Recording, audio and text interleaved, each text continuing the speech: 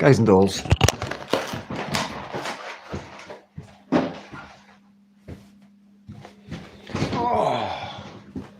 Alright, going to grab a smoke before you all come on. Hello to anybody that's coming on the live. When it's not live and you're catching up on it, welcome to Freedom Dance channel. We are talking about UKIP and reform, and also the ADF and the SDP and Homeland, obviously. And just talk about what just going to be talking about what we're seeing right now. Hello, David. Welcome in, buddy.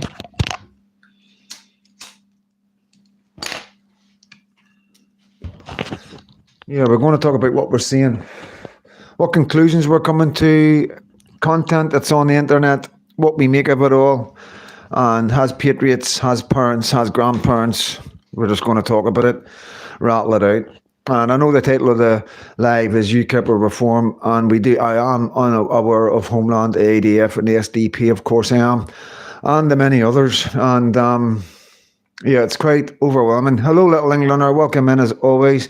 100% UKIP. We don't have time to mess about. Yeah, you're bang on, I think. But yeah, we just got to take everybody on board. I've got friends in quite a few parties, and I don't want to be too biased, and I don't want to be, it's difficult, because I have got my be lucky at heart, you know what I mean? And I will go forward, and I know a lot of you know exactly what's coming, you all know we're as far as I'm concerned, where my head's going and where I'm going and stuff. I know some of you can work that out, you know what I mean? But I do try and be fair and equal. But I think it's getting to this stage now with the evidence that we're seeing that we need to start talking about things and discussing the elephant in the room and stuff like that, you know what I mean? It's concerning. That's okay, no problem, John. I was I was doing the same when you phoned. I was doing the exact same. I was talking to two of my mates. That's why I had to cut off. So once I'd finished that, I was just letting you know about the live, buddy. Bandy, yeah, definitely.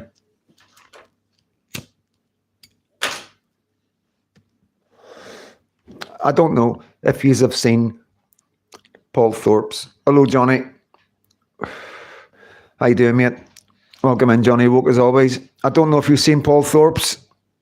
Nick Tononi, the interview he done. I don't think it was live, but yeah, quite powerful stuff. So we're going to talk about that, what we take from that, what negative. And I have to say, I haven't seen it all. I'm trying to watch it in between people coming, people phoning, and baby lucky, yeah, so I'm doing my best, guys. I have watched as much as I could so far.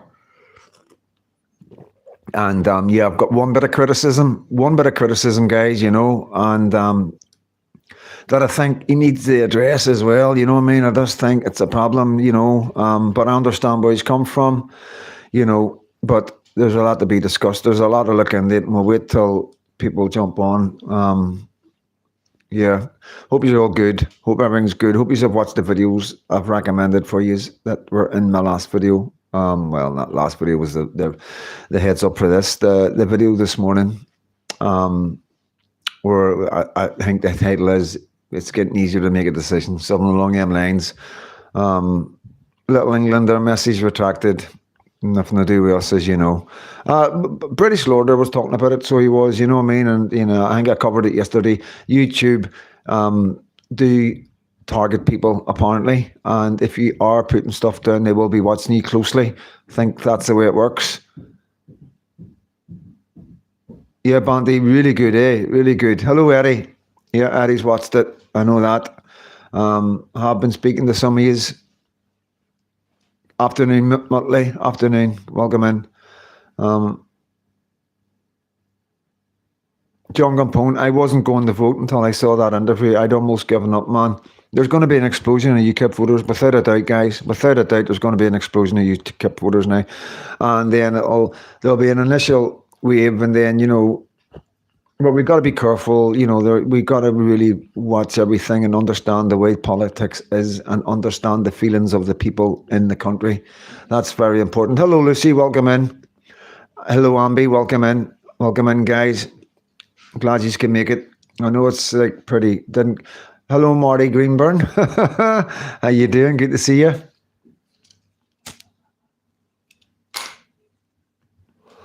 So, 11 people in. So, first of all, I want to start by saying I need more sugar. 2 seconds.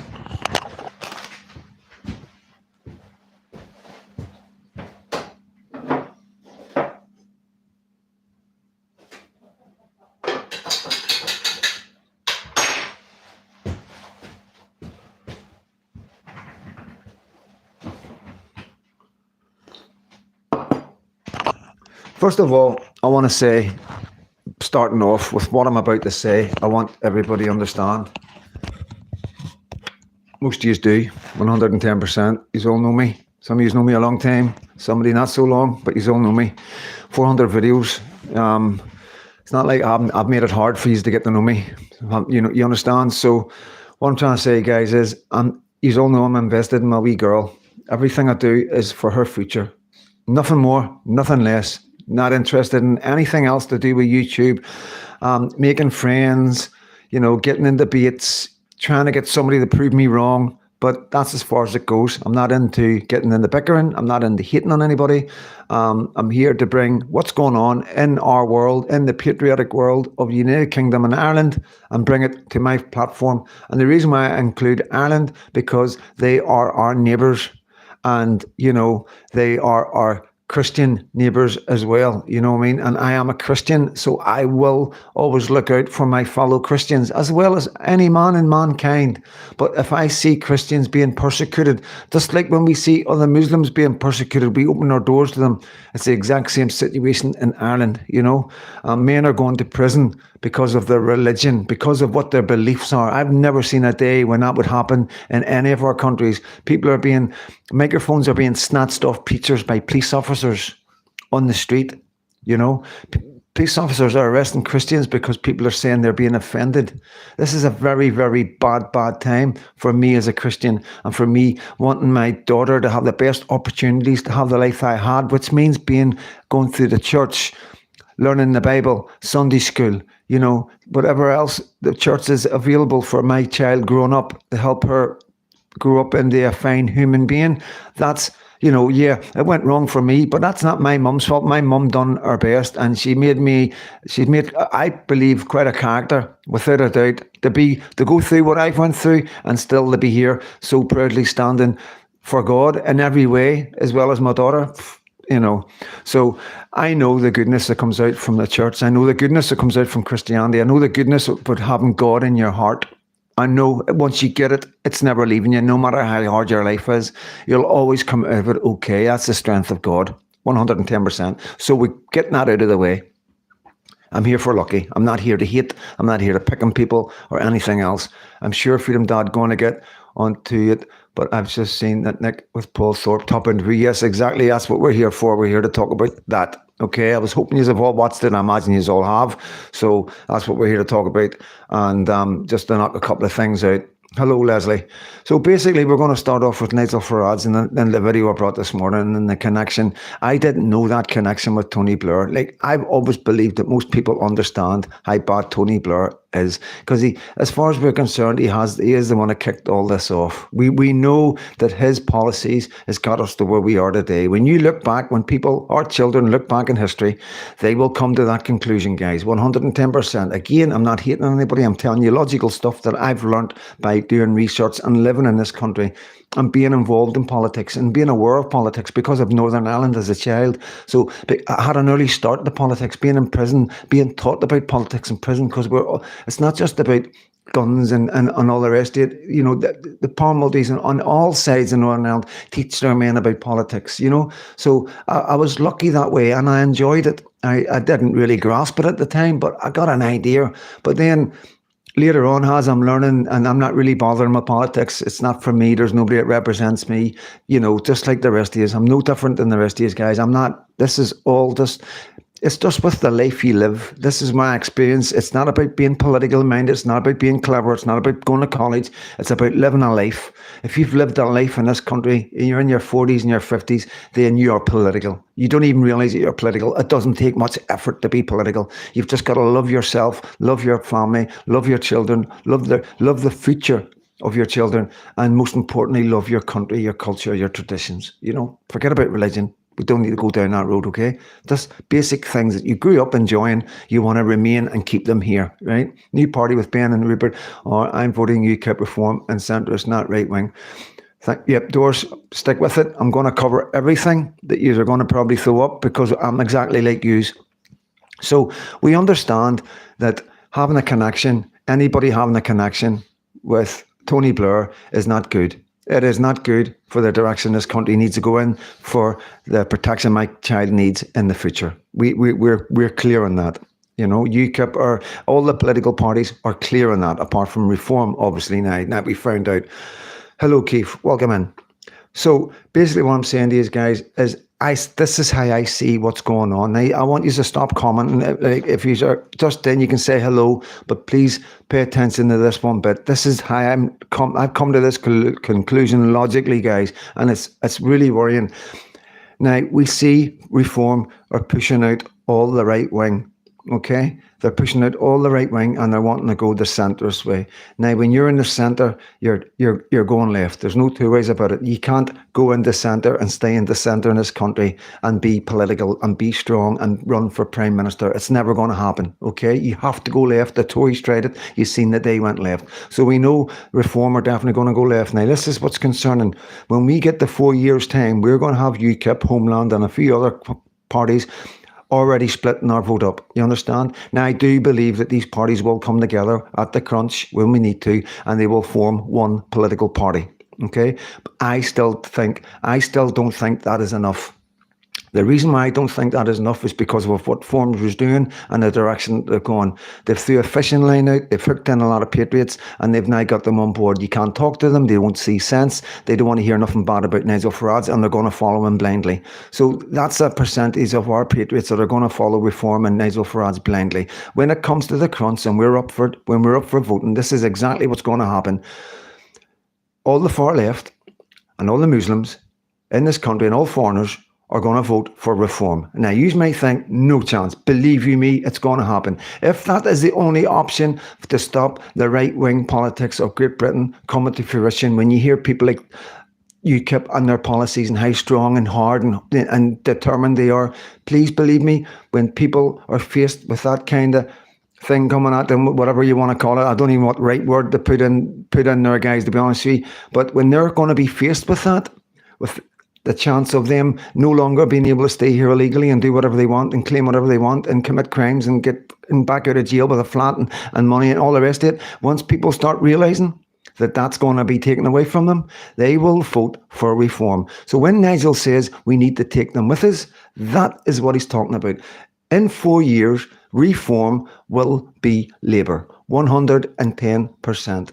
Because when you take somebody with you, you can't just use them. They're going to be part of reform. When they vote for reform, they will be voting for reform's policies, and reform will go along down that road. There's no two ways about it. I'm trying to be very careful with my words. This is my opinions for entertainment and educational purposes only. It's my opinions of what I see logically as a child growing up in children's homes, as a young man growing up in prison, and then finding my way through life and dealing with social work, dealing with probation, dealing with the parole board, dealing with mental health, dealing with everything to do with the government, and many, many prime ministers, okay, first-hand dealing with them. I was a ward of court. They were my mummies and daddy when my mama died. They were the ones that were responsible for me. My life went wrong when they took over. Big time wrong, and so yeah, I've got a bit of experience and I've got a wee bit of knowledge of who the victims are, who normally suffers. It's working class, it's kids from broken families, it's vulnerable children, as you see over and over again, from the 50s to the 60s to the 70s,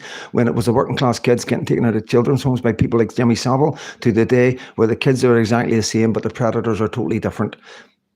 It's never going to change. It's always going to be our most vulnerable kids in children's homes every single time. Because there's nobody, they don't have a voice, they don't have parents, they don't have uncles, brothers, sisters, aunties, nothing. They're on their own. They rely on the government and the police to look after them. And the government and the police, just like they failed me, they failed them. And I'm talking 70s and 80s, right? That's when I got failed. And here we are today, 2025, and they're still failing the kids. And that's who reform are pushing out right now. Right-wing commentators and political minded people who does not, they're not going in the same direction as Reform. Reform are going in a direction where they're going to target the exact same people who Labour are targeting, because there's going to be no Labour, there's going to be no Conservatives, there's going to be a lot of people homeless, and Reform have now worked that out. That rather than put the faith in us and afraid of losing it for whatever reason, they're now going to turn their backs on us and put their faith in the same people that Labour are putting their faith into right now. When it comes to it, and it comes to a vote, remember, Labour are not going to be in the race. I'm telling you now, there's going to be a split between Patriots, and it's going to be Reform and a big party like UKIP or Homeland or a new party. I don't know. I haven't got a crystal ball. But I know for sure that when it comes to it, for survival of our country and the survival of our children, they will come together. But Reform won't. Reform are going to go out on their own, and they're targeting their own voting base because they've now lost the Patriots, the true Patriots of this country, and they know that. So there's no going back. The road they've taken is like that. Yeah, it's like that, guys. There's no coming back up that hill. You've got to understand that, right? So that's all I'm going to say about that. That's what I'm taking from now on, because I now see the connection, the way Nigel Farage gets on with Starmer, the way Nigel Farage is getting on with Tony Blair. It's making more sense. He's friendly with the people that we are seeing doing the most damage, and he's pushing the people that are trying to help us. He's pushing them out. That's what I see as a guy in working class areas. Everybody around me, all my friends, we're on the phones talking about it. I'm running past lots of people, and they're all saying the exact same thing. It's like the penny has dropped. This is what it's like. The penny has dropped for me, you know. Yeah, and when he said, and he's already told you all this. He's told you, he hasn't hid it.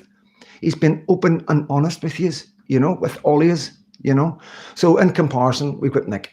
Okay, we've seen Nick. So I agree with everything he says. There's only one criticism I have, and I'm just going to put it out there, right? Whenever Paul asked him about the optics of the public, the optics of the British, how the British are so, I keep saying, we are a really nice bunch. We're really considerate, we're really kind, we're open arms. Hello, wee bit bunkers. We're open arms, and we've always been like that. We're not bad people, guys, right? We're, you know, like the Starmer wants to call us all far right and all nasty, and we're not bad people. We don't want rid of every single foreigner. And when Paul asked that question, and he says, what about the optics of taking the man away from the family, and he's been here for 20 years and he's integrated and he's working and blah, blah, blah. I don't think Nick understood the question, because when he said it doesn't matter, they're going, I don't think he understood exactly what he was what he's saying. Men that have been here, that have worked and put into the society, haven't taken anything from social benefits, deserve to stay here and keep contributing to society, unless there's evidence of them being any way connected with anything extremism, that anything that affects us, anything on social media, anything that, if there is an award system, if somebody goes, well, this guy here has put this up, and then everything would be done on merit. If there's men and women over here proclaiming to support terrorist organisations around the world like Hamas, then they do not belong in Great Britain, because that is a threat to our children. That is what he's getting at. People who are taking benefits, because like I say, everybody's got a benefit footprint. Please believe me. Every single person in this country's got a benefit footprint, and you know, every single penny that you've ever got off the government, because it's universal credit, so they know everything is there. They can total it up. There's where you're starting. So, you know, what I'm feeling and getting, and everybody is just overwhelming right now of UKIP, you know, and I just want people to take a wee breath, because I'm going to be fair here. And I know you all love Nick. I know everybody's getting really excited about UKIP. I get that. But I want you to remember as well, there's lots of politicians out there from lots of parties, and we need to get to know them all. You know, get to know them all, and then everybody can bring them together. You all vote for who you want. If he's from Homeland, if he's from ADF, or if he's from the SDP, whatever, you vote for that person, because once you vote for that person will stand out. Okay, that person will stand out because you are voting for him. Doesn't matter what party he's in. Whenever it comes to 4 years, please believe me, we are educated enough, and we're from the street. working class, these are working class men and women this is the last hope, and I do believe in my heart when it comes to the crunch in 4 years, these men will do the right thing and they will all go into one party under one banner, and we will go to the elections prepared, but I'm going to tell you now, when that time comes, reform, you're going to see the damage that reform is going to do to our country, the way that what they're doing today, the direction that they're going in. And that's all I'm going to say about it. You're going to hold me to this.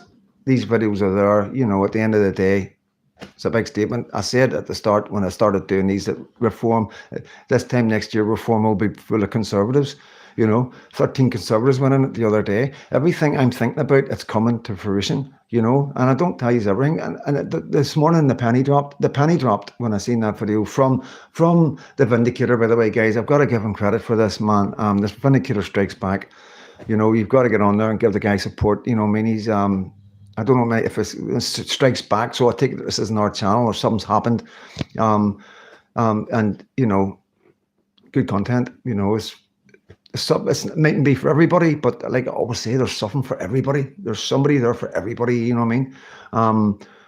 So yeah, very positive from Nick. 110% really positive from Nick. And saying all the right things. And we've got to, this is an observer time. We've got to observe now, you know what I mean? Because, okay, next slide the gauntlet down, guys, basically. Okay, this is going to go viral.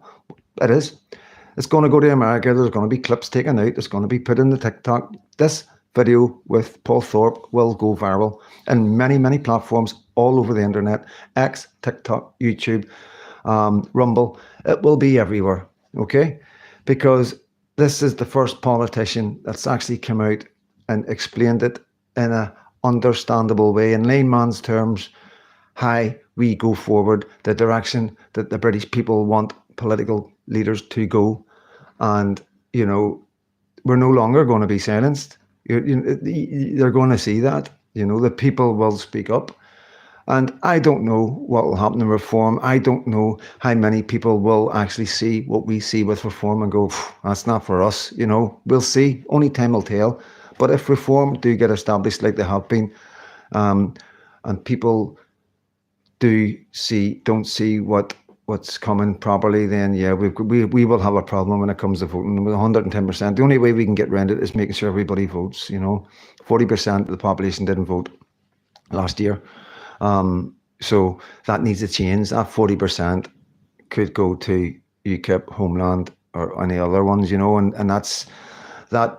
I truly believe in my heart that 40% is Patriots, because we are the only ones that aren't getting represented. I truly believe we are the sleeping giants. I really believe that in my heart. I've always said that we are the awakening. When we come up to vote, they're going to know.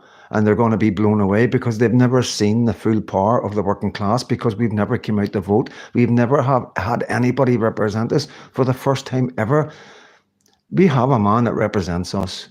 There's no two ways about it. I have to say this, I have a man that represents me and my daughter and the leader of UKIP, and I'm not telling you what to do. You do what you want, and I'm not going to tell you how I'm going to vote. I'm going to be fair and thingy with everybody, with Homeland and the rest of them, because I have friends in Homeland and the ADF, and it is heartbreaking to see so many different political parties. It is really difficult, you know what I mean? And I do hope that some of these men can see past the indifferences that some of them do have to create different agreements. And he don't like him because he's in there, don't like him because you have him in there, don't like this party because they talk to that. We need to earn it. Like he said about Hello Vanda, what was that, Keith?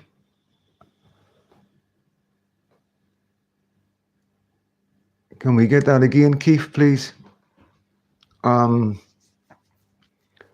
Yeah, so that's where I am with it, with everything, guys. I hope that sounds about right to use, and you are sort of getting the same thing. I'd like to think I'm not out here on my own thinking all this, you know what I mean? I am really, really concerned. I'm really disappointed in reform. Really, really disappointed in reform. I feel as if we've been hoodwinked. I feel as if they came out and said things and put things in their manifesto just to draw people in. And then as soon as they drew the people in, they pushed out the people that people were coming in for. Keep seeing the Garage accent like Alex and Bridge on. All right, got you. Hoodwinked. Yes, we've been hoodwinked. Yeah, that's what it feels like to me. I feel like they've used certain people in reform to draw in us. And then once we were there, paid the membership, they pushed out the people that brought us there. You understand? And then all of a sudden started coming out with a rhetoric with, oh, don't be ridiculous. You can't deport 1 million people. If we don't take them with us, we're in trouble. And we're like, what? Nobody, I didn't, a lot of people didn't really catch that. But when I seen it, this is a couple of months ago, I was like, what? And nobody was saying nothing because there's too many commentators that were wanting to go in the coattails of Nigel. They want to go into politics. They want to be part of the reform bubble, for all the wrong reasons. Because me and you on the street can see what's going on. These people are right next to Nigel. These people are right next to reform. They know exactly what's going on. And they're not reporting the truth and the facts to you. Because if they did, you wouldn't vote for reform. Can you see the situation that they're in? So they're going to sit there constantly and try and justify. And I don't know how long they're going to do it for. But be an observer, guys. This is the time to observe,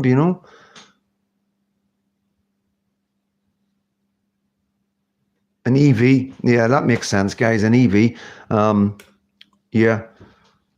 But that's what I think. What's going on with UKIP and reform? As far as Homeland and the rest are doing, guys, they are doing really good work and they are working really hard. You know what I mean? But there has to be we have to come to a time when they all realise what we want. We don't want to have the choice like that. We as people don't want that. We want a party that represents us, end of. And I'm just saying this to Homeland and all the rest of you guys in the ADF. This is what people want. People don't want this choice. And it's not fair, And I'm not wanting you to like this band. I think UKIP should open up some sort of sister branches where you can come in and be part of it. Not whatever, I don't know. I don't know, guys. I really would like to think that UKIP will just go, right, listen, get all the leaders together, get round a round table and knock it out and come out with something that we are going to agree with. The people who are invested with children in this country. That has to be done. There's no, I don't understand in any world, whether it's criminals, whether it's terrorists, gangsters, where this doesn't happen. And I know this is my life, guys. This is the only reason I'm using that. Obviously, you can't, that's just what my life is. And any organisation I've seen where there's been sister or brother organisations coming off in arms and legs, they all sit down together and talk, and that's what needs to happen here. All these political party leaders need to sit down and talk for my wee lucky, and look at reform for what they truly are and where they're going and who's going to be voting for them in 4 years' time. You've got to see that now, guys. Who else is going to vote for them, guys? How are they going to win an election? Let's be honest. They don't even have all the patriots, and they're not going to have. The longer they go, the less patriots they're going to have. We're talking about working class men and women who are suffering. They're losing them. So who else is going to vote for them? How are they going to win it? I'm telling you now, Nigel Farage is lined up to be the next Prime Minister, and by hook or by crook, I can tell you now that's what's going on. Labour know it. Labour know they're getting stood down and there's this new party coming up and taking over. But Labour also know what I know. Reform of the new Labour.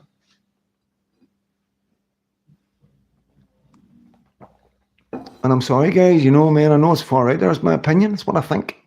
It's what I think with what I see. Convince me otherwise. I keep saying that to people. Convince me otherwise. Come on and explain to me how it's not.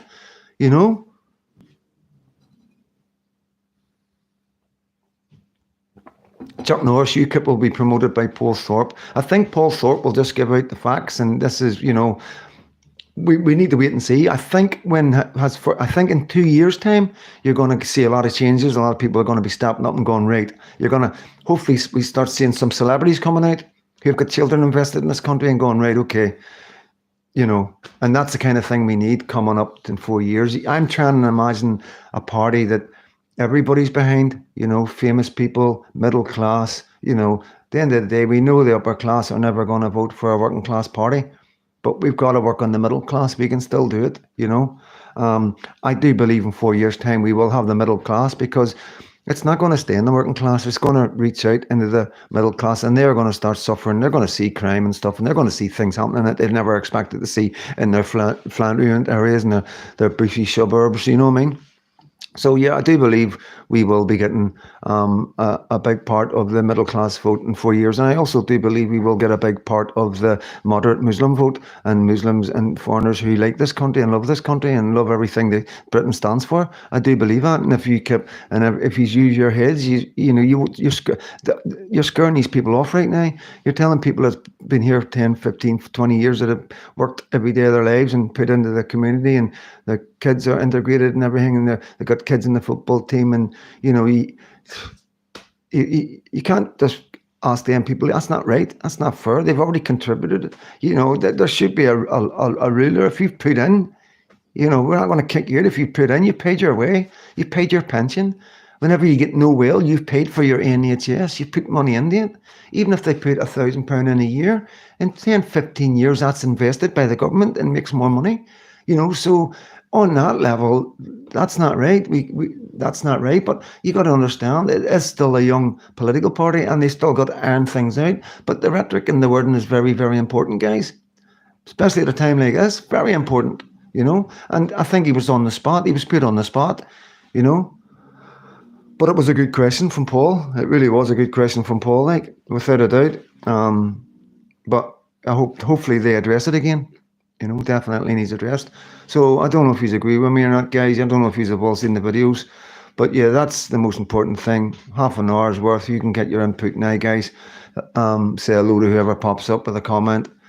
I think Nigel was playing too fast. I think Nigel was playing a statistic.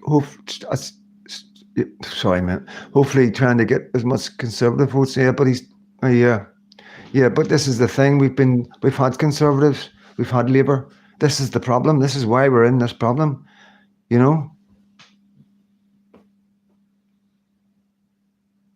Okay, and also, you might say, well, these people left Conservatives or were kicked out of Conservatives or whatever. Yeah, so fair enough. But they had a choice where they go. They can see they're having to sign non-disclosure things. They're not allowed to speak about what direction reform are going in.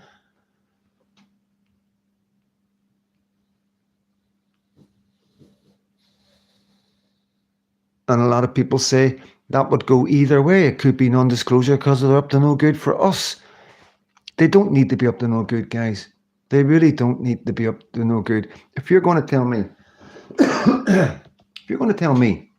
that Reform are playing the long game to kid on that they're not going to do something, and then when they get into power, and especially if Muslim people or foreigners vote for them, right? You're going to tell me that they're going to turn around and become the big bad right-wing political party that's going to do what everybody else is doing? That would create a civil war. That's one thing that these people aren't going to stand for. Why would we lie to them or play a long game? That's not right. We've got the evidence, we've got the receipts, we've got people out there that can stand and tell people what's going on. When you show people evidence of what's going on, and they've got children or grandchildren invested in this country, please believe me, they're going to go and vote for the right way. Even if they say they're not going to, please believe me, when it comes to that ballot day, when they're in that ballot on their own, and they think they're on their way out and their kids are going to be left, I know what way they're going to vote. I know what way this would go. But we need to be open and honest and be fair, because like I've said as well, what Nick is saying, it's not about deporting. Once you change things, people will leave. You won't have to deport them all. Half of them will leave. It's as simple as that. They don't want to be deported. They'll go to somewhere else. These guys do not want to get thrown back into their own country after committing horrendous crimes over here.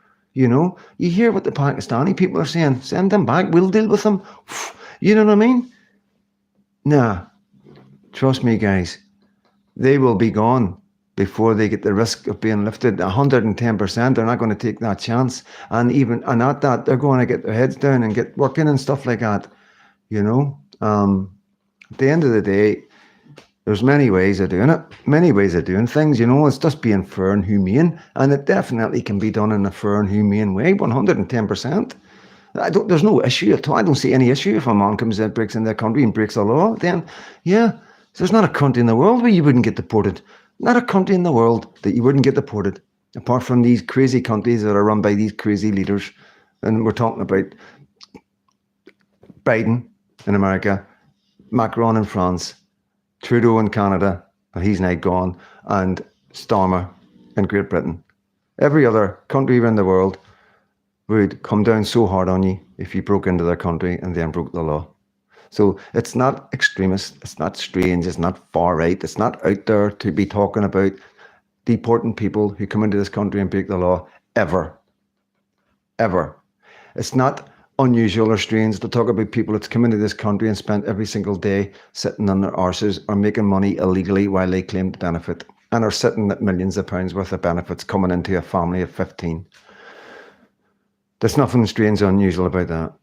That is a strain, and at the end of the day, they could have a rule: if anybody breaks the law in your family and they've been a recipient of that money, that's, so you got to understand there's rules and regulations in countries all around the world that are quite strict, you know what I mean? And it's there to protect their civilians and citizens. It's to try and make a prevention to stop people thinking that they just come in and treat the government does it so they stop people coming into the country and treating their civilians whatever way they want, and basically going into a real cushy jail, getting out after a couple of years and get given a flat, There's nothing strange and unusual about UKIP. There's nothing strange and unusual about their policies. You know what I mean? It's one of the most normal, natural things that I could talk about.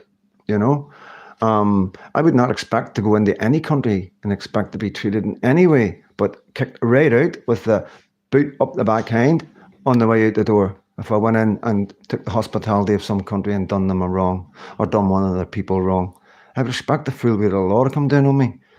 That's not strange or unusual behavior. That's normal behavior. That's normal life. That's us. That's human beings. No problem, Ambi.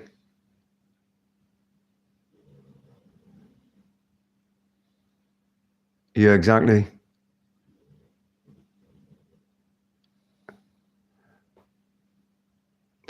John Capone. There's going to be a lot of people like John Capone. I was about to throw the towel in, Vanda, until I saw that interview. Ragnar, what does the English care of what goes on in Australia? Well, I can't answer any questions for the English because I'm not English, mate. Yeah, insensitive. Insensitive to leave. Yes, that's right, David.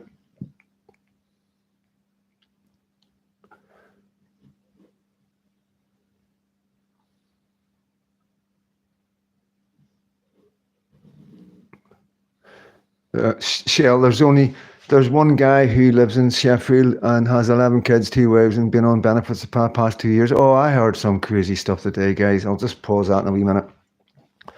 I was watching I don't know if it was live or not, it was talk, and there was a woman on there giving an interview, and I can't remember where she works, whether a department, she wouldn't give her real name, obviously, but she worked in somewhere where she'd done assessments, and, this guy phoned up, and he was like, I can't speak English, I've got an interpreter, so the interpreter, but he's already, like, given his driving license details to prove that he is who he is. So this woman's like, and I've said to him, like, how do you have a driver's license if you can't speak English? You need to go through a theory and all that. You do, like, they know this. And he just went off his nut, started swearing and effing blind on her. They're talking about people going in to the doctors and defecating in the doctors so they can get PIP. Some of the stories going out there are unbelievable, like far out, really far out. Some crazy stuff, guys.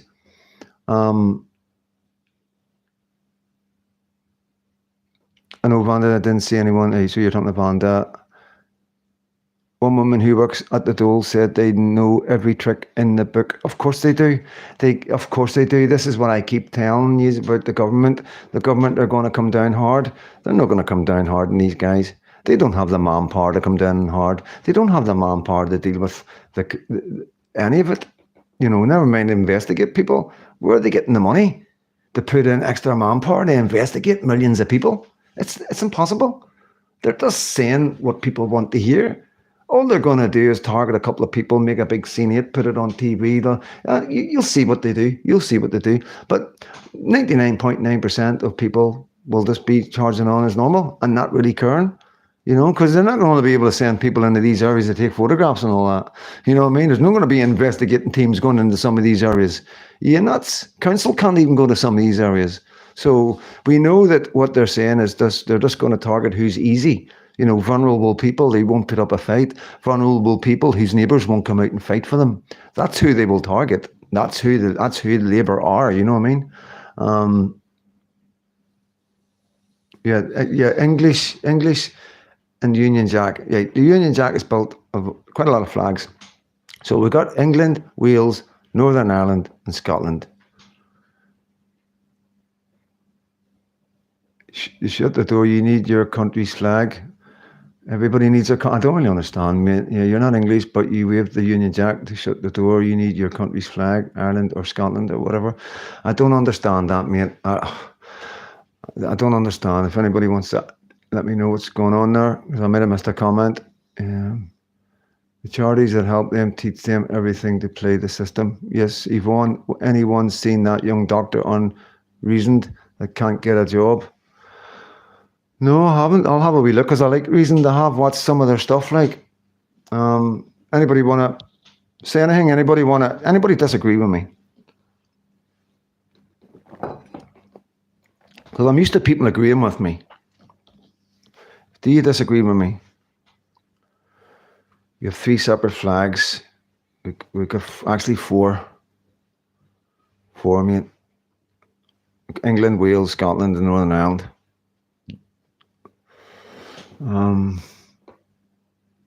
I'm not English in a way. You don't need to be English to wave the Union Jack. You're part of a union. That's the Union of Great Britain. That's what the Union Jack's about, guys.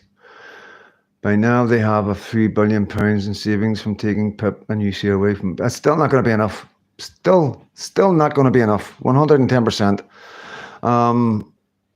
There's too many. You got to understand. There's millionaires leaving every 5 minutes. They reckon the amount of money leaving this country, the work, the banks, all the money out of their banks. It's not just them leaving. They're not just going on holiday. They're taking everything away with them. They're taking their online, their internet businesses, and they're going to America and Australia and other countries in Europe where there's hardly any tax, and they reward people that come into their country and employ people. You know what I mean? So I don't think the government really truly realises. And then you've also got the council tax. Nobody's going to pay nobody's paying their council tax. If you've got men sitting in hotels and living freely and everything else, and you're going to find out more stuff that's going on that these people are getting, that's just, and you're going to be sitting there going, what am I doing here? That's not you, not me, but people. That's that's what will happen. And the council, they'll feel that. They will feel that. And a lot of people are in the concept of, you don't really get in their written contract. It's, there is ways of getting around it, apparently. I don't know. It's England. England's different than Scotland and Northern Ireland and Wales, guys. You don't have a country without it, dude. I haven't got a clue what you're talking about, man. We've always got a country.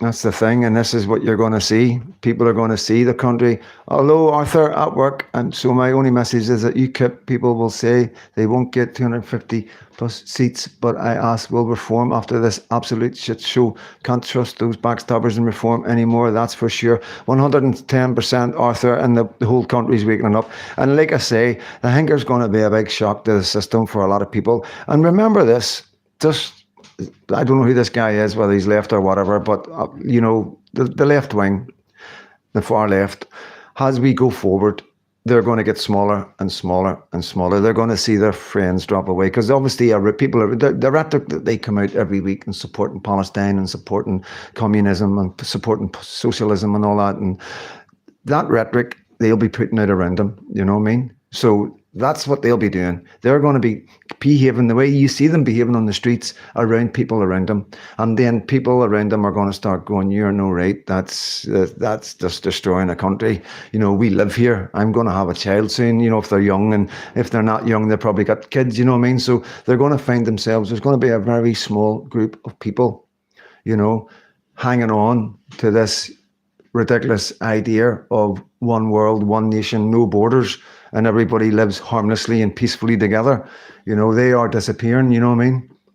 No, you have a union of countries, then you don't have your own yourself.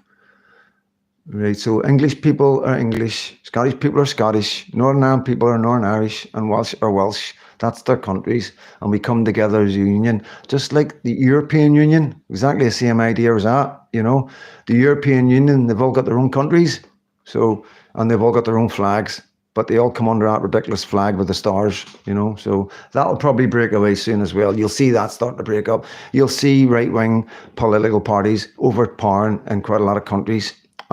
Things are going to get very strange, very, very strange. It's interesting to be observers to watch how people react, how the government react. And, I expect to see some fireworks, like 110%, you know what I mean?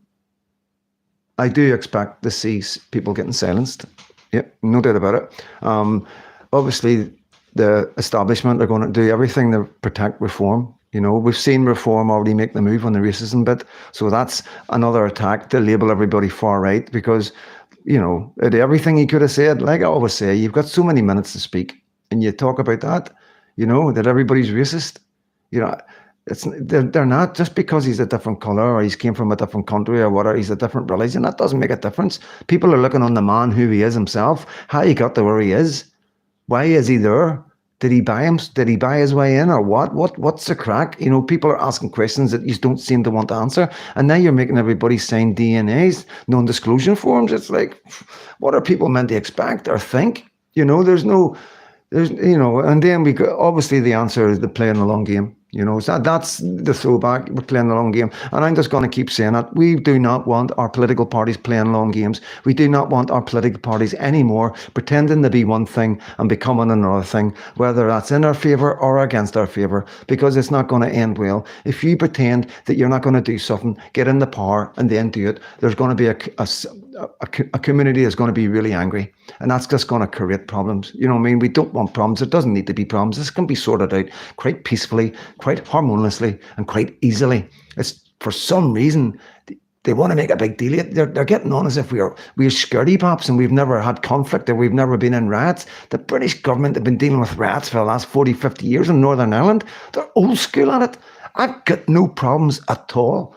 If a community rises up in this country and goes against anybody, our government will deal with it. Our police and our military will deal with it.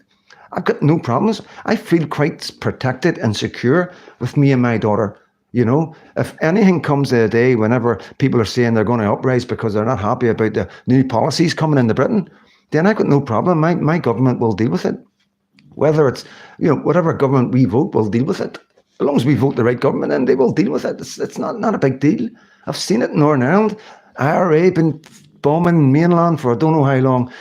IRA been fighting and ranting and all sorts of bad stuff's been going on in Northern Ireland. And the British government have been there dealing with that. They've learnt from it, experience, you know what I mean? Jeez, why do you think the IRA called a ceasefire? Why do you think the Loyalist paramilitaries called a ceasefire?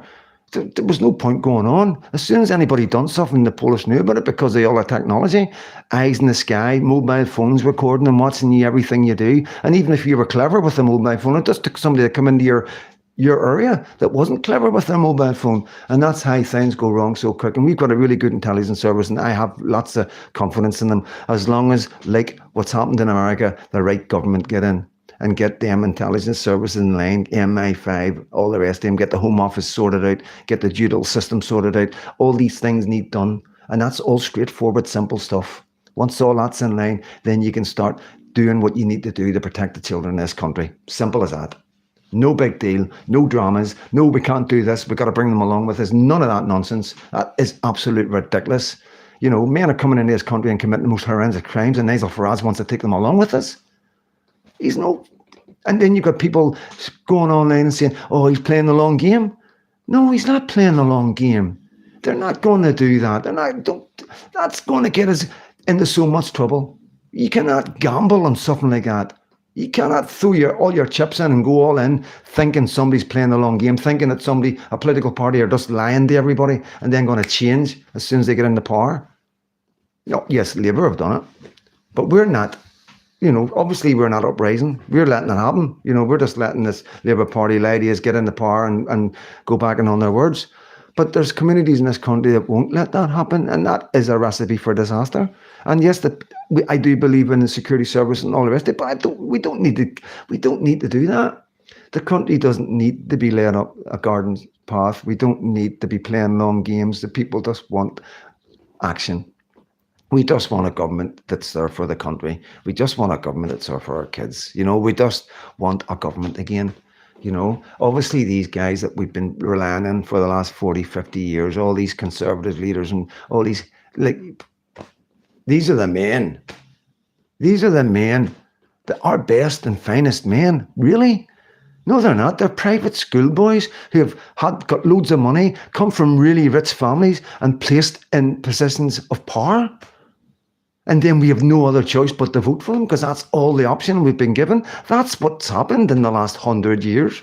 There's no equality in Britain. The wrong people have been running the country for the last 100 years. Because you're picking the weakest men. You're picking. Look how many Labour Party members have been involved in SAs. And I know I say nobody's perfect, and I know you're not going to get squeaky clean men, but that's a different ballgame. That's a different ballgame. I don't care if a man when he was younger was involved in taking a line of cocaine in a pub or got into a fight at a football match. I'm not interested in that if that happened 30, 40 years ago. I'm interested in what he's doing for this country. People change. We meant to live in a forgiving world, rehabilitation and all that. That's what the left like. They like to say prison's rehabilitation. They lie to everybody. And it's not. It's containment. It's to protect the public. End of. So no, there's no excuse for anything right now. The people are sick of it. Everybody I'm speaking to are sick of the bullshit. There's no two ways about it. They're just sick of being lied to. They're sick of the politic games and the rich and famous and the posh trying to work their way to stay power so they can protect the people that's done all the bad stuff. And that's a mountain to climb. It's a mountain to try and get power off these guys is going to be an absolute nightmare. And they're loving it the way things are going. And reform is them.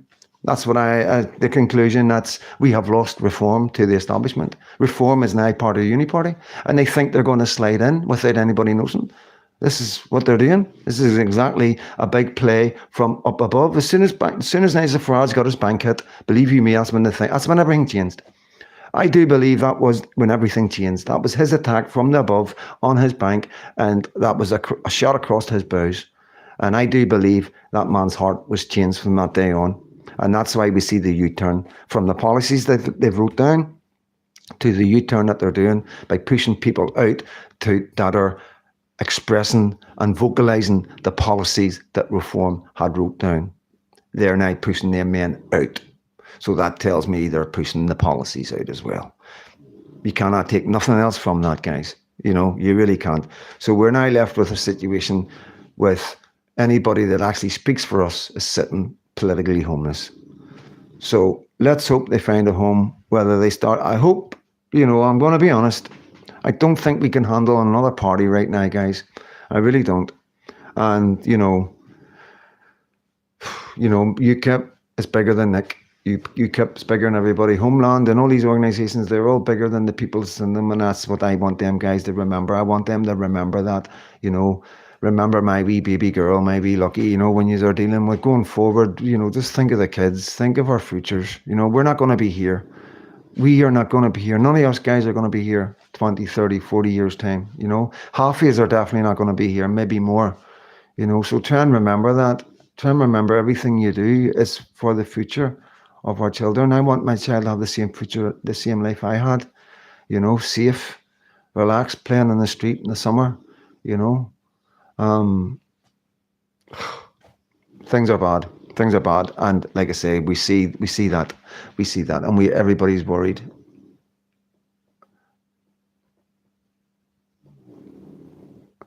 Okay, I get where you're coming from now. We have one third in every country. Unfortunately, it is my country, and there's nothing you can say that's ever going to change that. I was born under the Union Jack.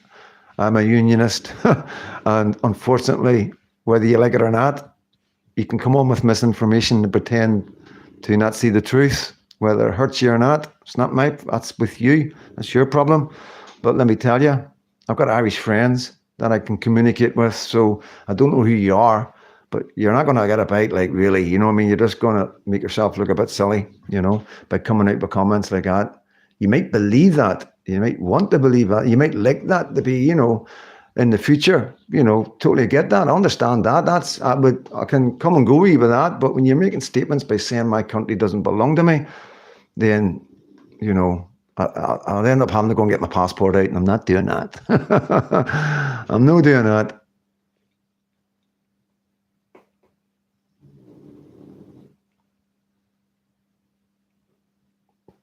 Did they ever take a star off the flag when we left, or had half Brexit? I don't know. I'd imagine they would. I don't even think. I don't think we ever had a star on there, did we? I can't remember. I just remember all the the thing about the European Union that I recognised as growing up as a young man was that was they were helping a lot of prisoners out.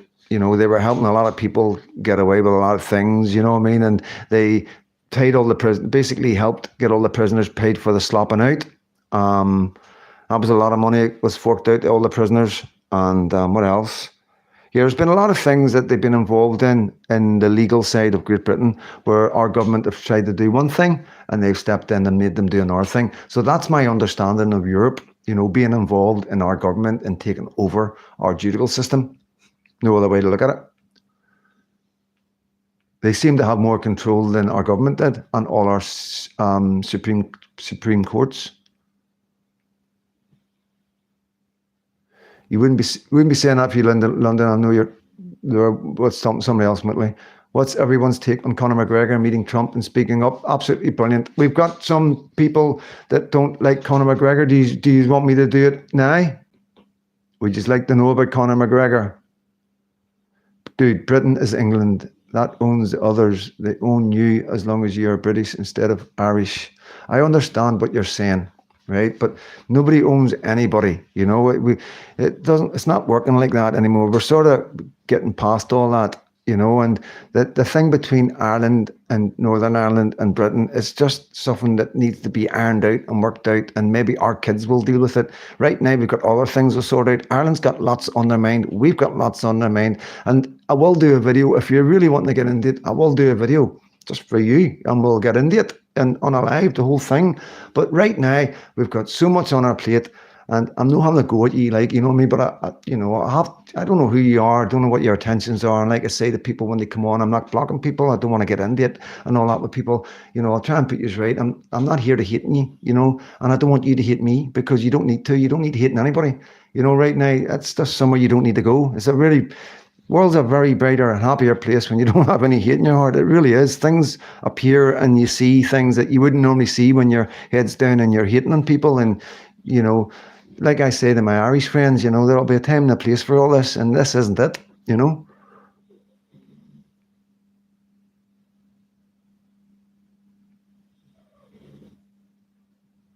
Did Lucy Cole, did anyone see Katie Hopkins' latest video on reform? It's good. John Capone, every time someone speaks our language, stands up, they lose their job and get false allegations slung at them. What about Mrs. Brown's boys? She cracked me up the other night talking about the lesbians in front of her. Brilliant.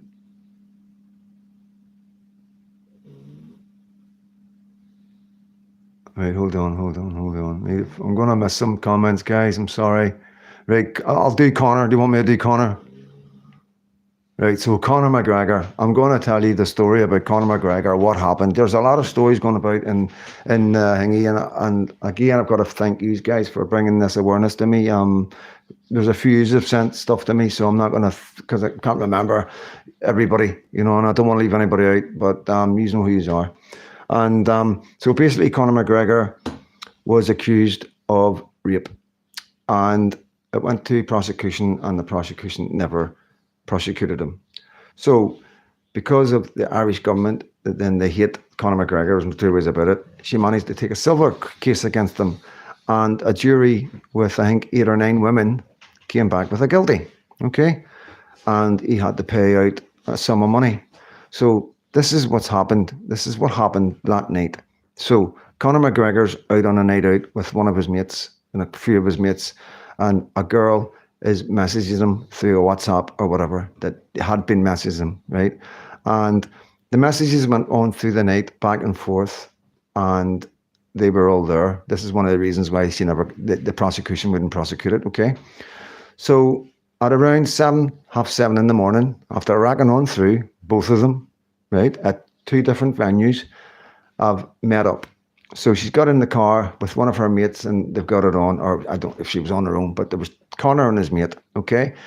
So they went back to a hotel, and there's video footage of everything, them getting on with each other, not like in the room, but obviously there was footage and all. So again, that was another reason why the prosecution didn't want to bring a prosecution. So anyway, Conor McGregor has left, and she stayed there with Conor's mate and had sex with him, right? Now, in the civil case, in the prosecution's case, she never said it was only Conor McGregor, right? She said, it was Conor McGregor had done it, right? You know? And then in the civil case, because this other guy came out and says, well, I did have sex with her. We both had sex when Conor left. She stayed with me. And there's evidence of that. When Conor left, she stayed for an hour, 3-4 hours with this other guy. You get me? And there was no distress or leaving or anything or nothing mad happening, right? And so this still didn't, it wasn't like she came running to the hotel. It was nothing like that. This was after. And there was messages between her and her friends, and all that's evidence as well. So in the civil case, stuff did come out that did throw a lot of doubt on it. But Conor McGregor being Conor McGregor, and I also do think a jury, mostly women, didn't do him any favours. And, you know, there was a lot of things, like messages that went back and forth, that did show exactly the intentions of both adults. And the other thing you got to remember, that this woman had left her man in the house babysitting her children while she went and done this. Now, she's been out all night partying on it, because you're not partying all night right into the next day unless you're on it. We know that. So they're on it. They're all on it, you know. Why not? You know, they're young, they're enjoying themselves, you know, and I think it's obvious, you know what I mean? You're not going to go through all that and text and want to meet up at 7 o'clock, 9 o'clock in the morning, go back to the hotel with 2 men. And then, you know, the emphasis that was put on the trial was because she was so drunk and out of her mind. You know what I mean? That was the way they were going with it, you know. And I think that leaves a door open for a lot of men to take a woman out that are both out of their minds on drink and drugs, have sex, and then the next day the woman turns around and says, well, he's raped me because I was out of my mind and drug and drink. You understand? So that is the scenario that happened. And that is what the facts are of the case. You do with that what you want. You can research it. You can look into it yourself. It's very easy to do. There's videos out there. I'm not going to bring the videos days. I was going to bring the videos days, but you will be capable of doing it yourselves. Everything is out there. Candace Owens, is it? The American girl, I think she's half caste or a black girl, Christian, in America. She, if you know her right name, Candace something, guys, will you throw it up for me? She does an absolute brilliant piece on it. She actually talks about a few men who have went through this, like Amber Heard. So Amber Heard, same sort of thing. And then Johnny brought the definition, and then we found out the truth. We found out all the nitty gritty. So it's a wee bit like that, you know what I mean? So please be careful. Be careful what you say, be careful what you hear, be careful what you believe. And like I say, you got to do your own research, whether it's right or wrong. You know what I mean? There's no way. It's not like, it's impossible. As far as I'm concerned, I just can't see in my head a woman being sexual endos, talking about sex and being together and all the rest of it, and then going back to the hotel room, having sex, and then saying it was rape. It doesn't make any sense to me. why Conor McGregor would have needed to have raped this woman. It was clear that he didn't need to. It was clear that she was infatuated by him, and it was clear what she wanted. You know what I mean? And it's all down to the bedroom. It's all down to the fact that she knew that nobody could prove that he didn't, and she went with it. And that's my opinion. Educational and entertainment purposes only. That's what I have picked up on the internet from many sources, from different people, and most importantly from a woman. That's the most important thing. I needed to hear it from a woman, and it was put very clearly to me, a lot better than I've just done it for you. So Candace Owens, guys, please check her out. Just put in Candace Owens and Conor McGregor, and she'll do a better job of explaining it all to you. So I hope that put your minds right. And I hope that sells some things, because nobody wants to be going up against somebody like that. But please believe me, not everything is what you seem. And this is very important for all my followers, people that have been watching all my videos from the start. Please believe me, not everything you hear is always what it seems, especially when it comes to courts in Great Britain and Ireland. Honestly, there's so many men that have been done for things that they shouldn't have been done for. There's no two ways about it. And it's so difficult. So it is. It's a very difficult subject, because we don't want victims to go without justice, but we also don't want people to take advantage of that. We've seen in, I think it was Germany or Amsterdam, that a woman's word was enough, and then they realized that women were doing it just to get compensation, and and they had to change the laws. So wherever there's a situation where people can take advantage of it, of course they're going to take advantage of it. But the problem is, people who genuinely need justice aren't listened to anymore. And we see this happening over and over again, and especially with the way the Labour government and the Bidens have worked, accusing people of sexual crimes and women beating and all sorts of mad stuff, having Alzheimer's. So when people like that keep doing stuff like that, you get in their rhythm of not believing them. But somewhere along the line, somebody could be a victim of something horrific, and it could be somebody that you like, and then you're not going to believe it. You understand? And that's a problem for me. That's a big problem, and I don't know the solution. I don't know how we fix that, because I can see that women and children who have been victims of SA go without any justice, because nobody's going to believe them, because of the rhetoric of the governments that we've had constantly throwing accusations like that out there that are unfounded. Footballers exactly is another one. Footballers, there's evidence after evidence of that happening.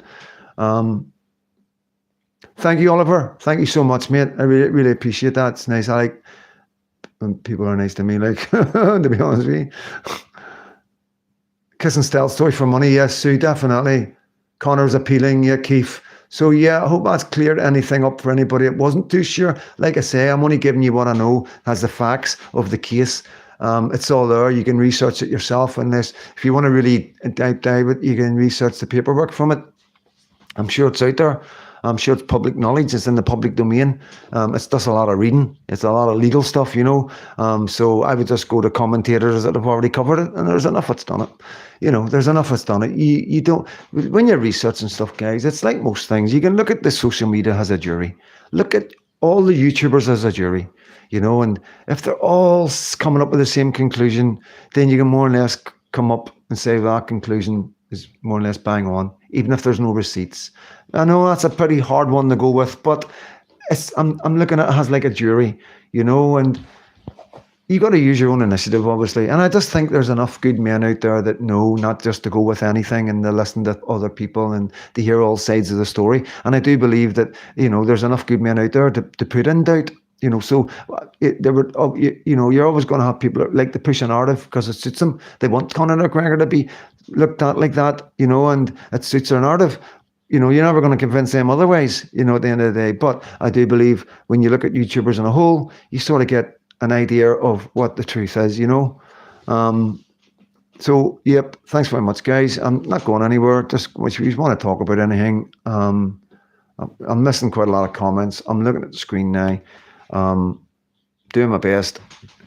They are quite thingy topics. They mean a lot to me. The UKIP reform, Carry On Homeland, and ADF, and I can't SDP. I cannot just talk about one party. You know what I mean? We have got a lot of good guys in a lot of places right now, and it is difficult. It is really difficult. And I can just appeal to them guys to please, please, please try and do your best to do whatever you need to do for the best for the country and our kids. Um, Look at the bigger picture, etc., etc. Like I say, I'm just all I'm doing is doing what you're doing. Only I'm bringing it out, and just so you can go, yeah, I agree with you. I was thinking that, like John. It's good to see John coming up and saying that. He was giving up. There's a lot of people who were just going to give up. Like, "Ugh, it's done." That is a defeatist. That's called being defeatist. It's when you don't see any way and you're surrounded and there's no way out, and you don't want to commit yourself to death because what's the point? You know what I mean? You're not going to be nothing bad's going to happen to you. You know what I mean? So you hands up, surrender. And I'm not saying it like that for some of these guys, but it is the defeatist because you just don't see any hope. And all I want to say to you is don't be defeatist. There's loads of hope.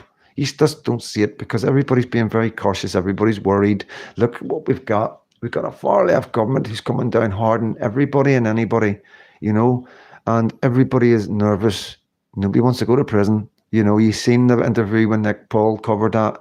It's very worrying for everybody. So, yeah, of course it is. But it's not going to be like that forever. It's not going to be like that forever, guys. So, apart from that, is everybody good? Has anybody got anything that I've missed? Does anybody not agree with me? I always want to know if there's somebody that doesn't agree with me. If you're wrong, if I'm wrong about deportation and immigration and stuff like that, am I wee lucky in the future of Britain? If I'm wrong, tell me, show me where to go to find that information out to prove me wrong. So I can relax a wee bit and do videos about dogs. Or planting food and stuff like that, how to grow potatoes like Willow Fairy. You know what I mean? Sitting in the garden, doing lives in the garden, planting cucumbers and leeks. Then in my greenhouse to show you my tomatoes. Then up in the loft to show you. I'm joking. Oh man, Craig Houston had been talking about the SDP. I've no looked into them yet. Yeah, definitely look into them. You need to look at your local representatives. I think you're a bit soft on the issues sometimes, but I agree with you. Yes, I have to, Muttley. It's a platform, mate. It's a platform, and you know, it's you have to be very cautious with your words. Because sometimes when you say things, they can come across the wrong way, and I don't want to scare people off. I don't want to come across as a racist because people just shut up, shut down, and don't listen. You know what I mean? And not flowers, I know. Yeah, so yeah, people just shut down and your message gets lost. And that's the only reason I am like that, but I do understand where you're coming from. I know exactly what you're saying. At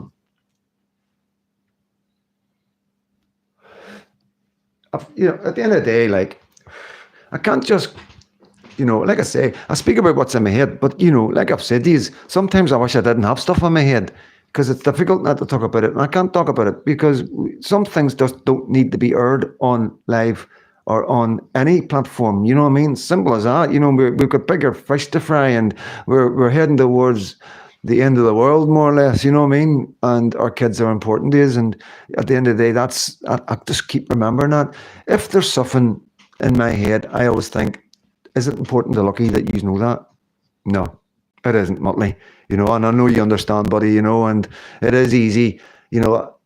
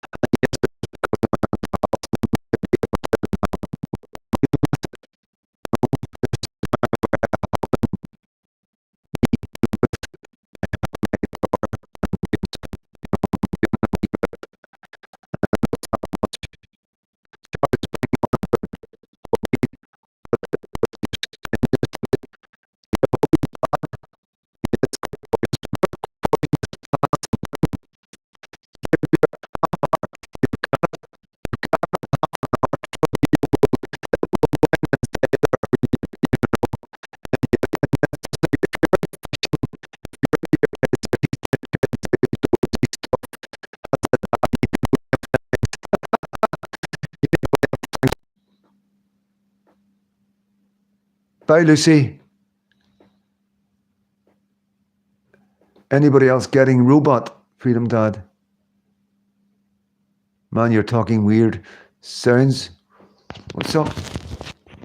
Oh, what's up? Is there something wrong with the sound, guys? Sound's gone wrong. Right.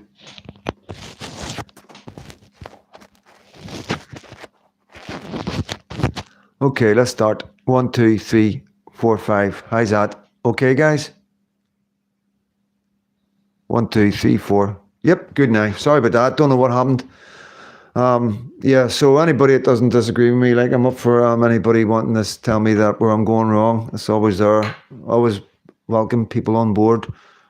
On a live to chat about it, so we can talk about it, so everybody can see where I'm going wrong and it can be corrected, I suppose. Good afternoon, Tismax.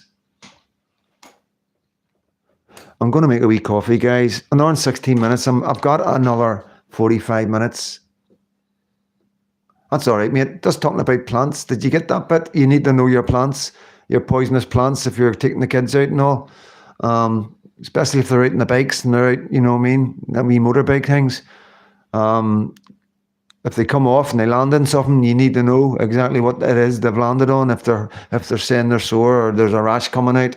You get a lot of it around the banks of rivers and stuff like that, around burns. And once you see it, you'll never forget it. So just educate yourselves if you're out and about. Oh.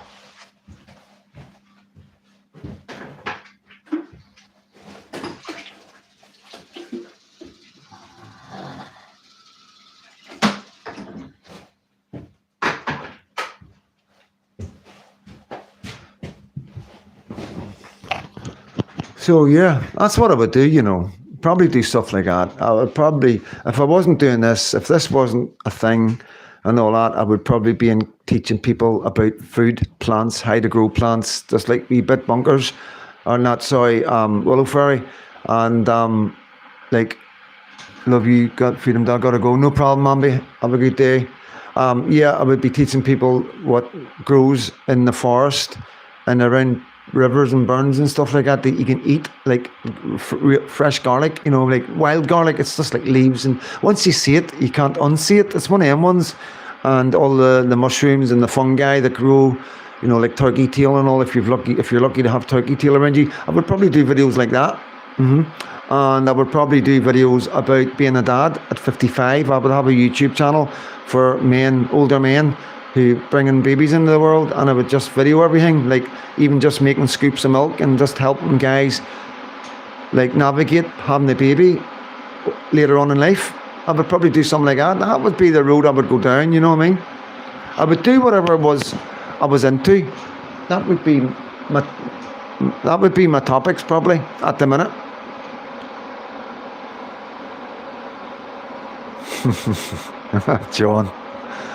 John Capone. So, yeah, it was good to see Arthur popping in. I haven't seen Arthur in a while. I watch him, you know what I mean? But yeah, John, I used to see cartoons and the Muppet Show.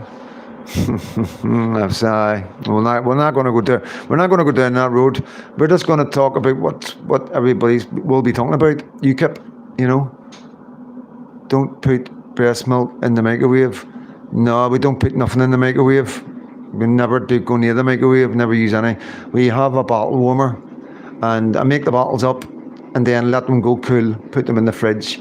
But we do try and stay fresh. We try and make them as we go. You know, I don't really like leaving milk, because I find that sometimes a bottle's left out or it's left overnight and I won't use it. Even if it's in the fridge, I won't use it.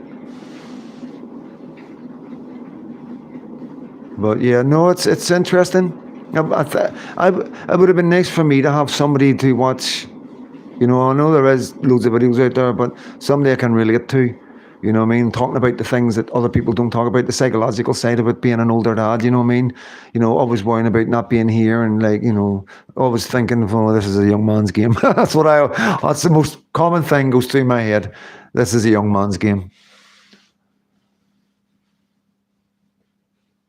Never had bottle warmers yet. It's a great wee thing. You just put the bottle in it. You get 3 settings. You know, I always get it wrong. Had an omelette instead. I can imagine. Of course. Of course. Yeah, I never even thought of that. Like, yeah. Good one, Yvonne. Yeah, so that's what I would do. I would do videos like that, just growing up with a baby, you know, like coming along as an old father, an older man, bringing up a wee baby, and just all the pearls, the pros and the cons, and just I would probably bring stuff that most people wouldn't talk about, you know what I mean? And yeah. And dogs, I would talk about dogs as well, how to bring dogs up, how to behave around dogs, and, you know, what dogs need, you know.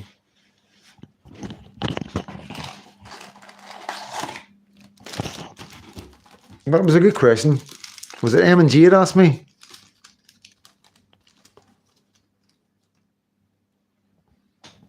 "30 years of age." You were still young at 30 years of age, man. I was starting an 18-year sentence at that age. I was going wild and running. Yeah, I suppose you do think you're old at 30. I can't remember, you know. It's too busy getting on a jail sentence, I suppose, you know.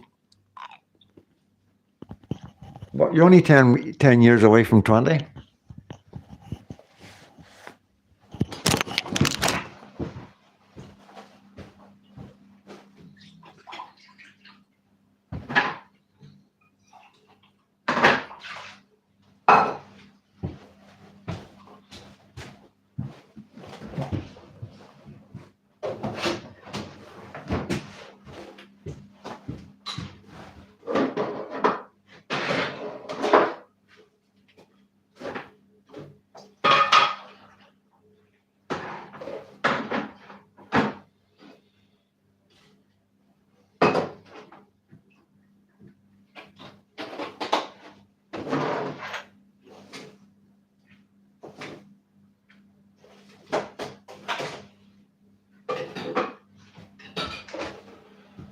Right, guys, we cup of cha.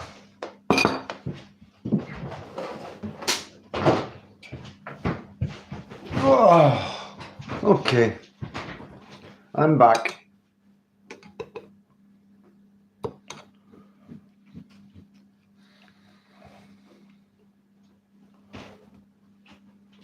Is it on live messages? Right. Okay, I missed a couple of messages. Cheers. Okay. Basic health insurance in America is around $400 per month for a healthy adult, hasn't smoked in 5.5 years, and drinks within limits. You can afford this. You're right, if we're from getting the power.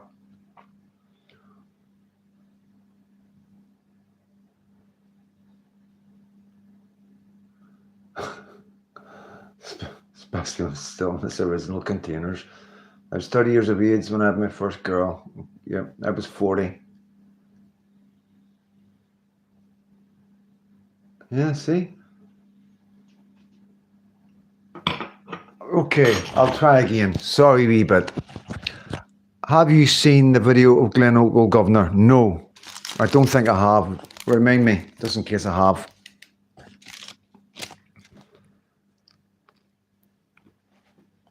Oh, I need to put it on lives. Yeah, go wee bit.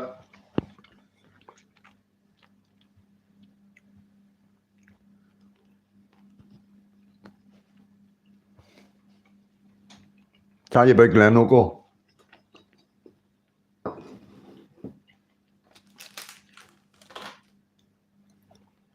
Glen Ogle was a bad jail. Was he at a party? But yeah, it was good. Oof. But I was in Glen Ogle, and it was a rough jail. Not like the screws were on top of everything. They called it a screws jail. You know. You know, he was in there. A famous prisoner was in there. Was Hammy the Poof. Mark Hamill, I think his name was. Was it Mark Hamill? Can't remember. Hamill was his second name, and he was a bad man. I don't even know if I can tell you stories about him on here, but he was gay, and he done some horrendous things in jail. And I know a lot of people say, why didn't he get this and that? He did get this and that, and like, because he was so big, they couldn't get into his vitals, But he ended up, Bitsy ended up at if I walk out my door, I walk 5 minutes, and that's where Bitsy were found. He was ended about 4 or 5 years ago, just not far from here. Well, I don't know where it was. I don't know where it happened, but he was a dog walker found Bitsy. That's all I'm going to say. You know what I mean? But yeah, there will be a list of suspects, to be honest with you guys. I got a rolling bacon and egg at 8:30. That's a first in a long time. Good man. It sets you up. You need to start. You need to kick it in.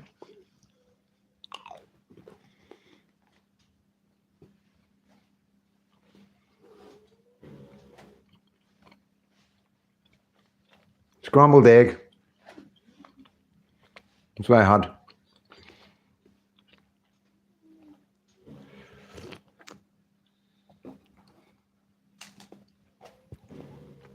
You keep doing this.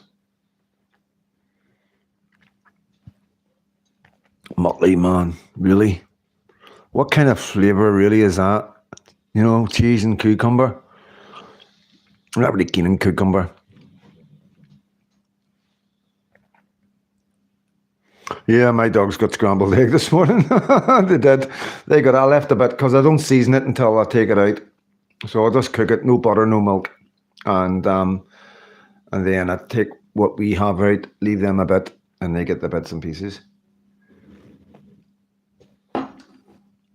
I can mind that 2 lads got pulled in for that, I'm sure.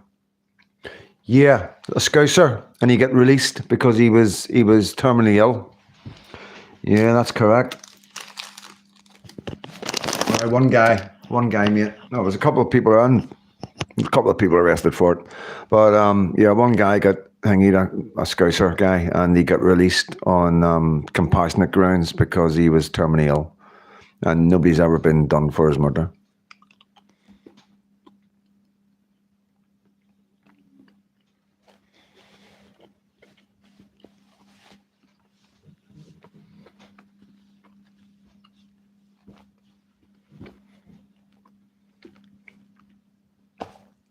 Marmalade. You should get homemade marmalade. Honestly, it's the best. As long as you get somebody that's good at making it.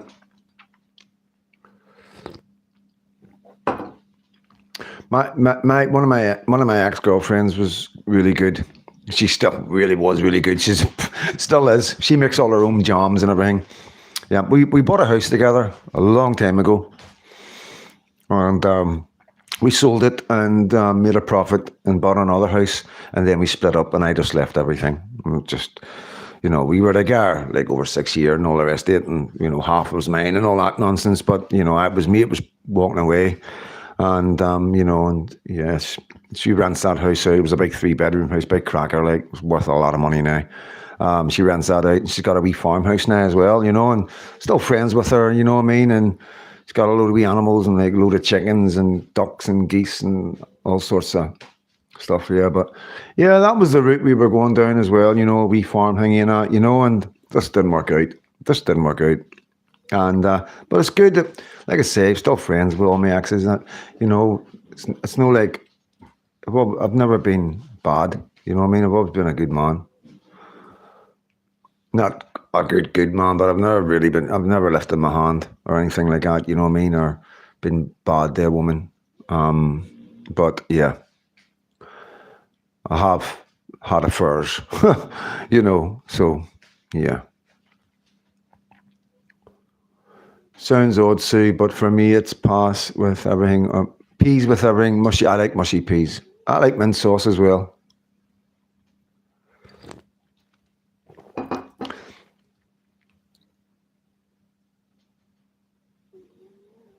Is that your wee mate? Yeah, John Rankin. You miss him?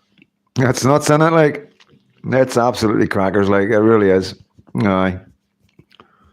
Yeah, mushy peas. I used to get mushy peas out of the chippy. Used to get mushy peas out of the chippy in a wee carton, a wee fork, loads of vinegar. You think, you know what I mean? That was it, just mushy peas. That's what I grew up with. Chicken. I can remember one time my ma gave me 50p for the BB, and I spent it on a chicken supper out of a chippy, yeah. 50p it was for a chicken supper. That would have been about 1978.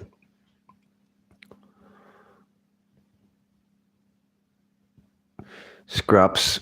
Yeah, you always had scraps. Everybody had scraps. And normally scraps get thrown into a pie, you know what I mean, or a casserole, or stew, Irish stew. That's where all the scraps went. My favourite is chips, beans, fried egg, and cold ham. And then it's like, I like chops. I love chops. I like steak, but I like chops better, you know.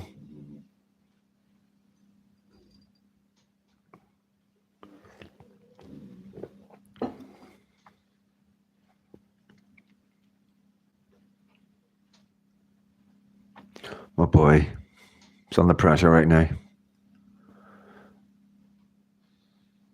Scrumps. I like scouse. Has any of you ever tried scouse? If you know, you know. It's one of them ones. My sister-in-law makes amazing scouse.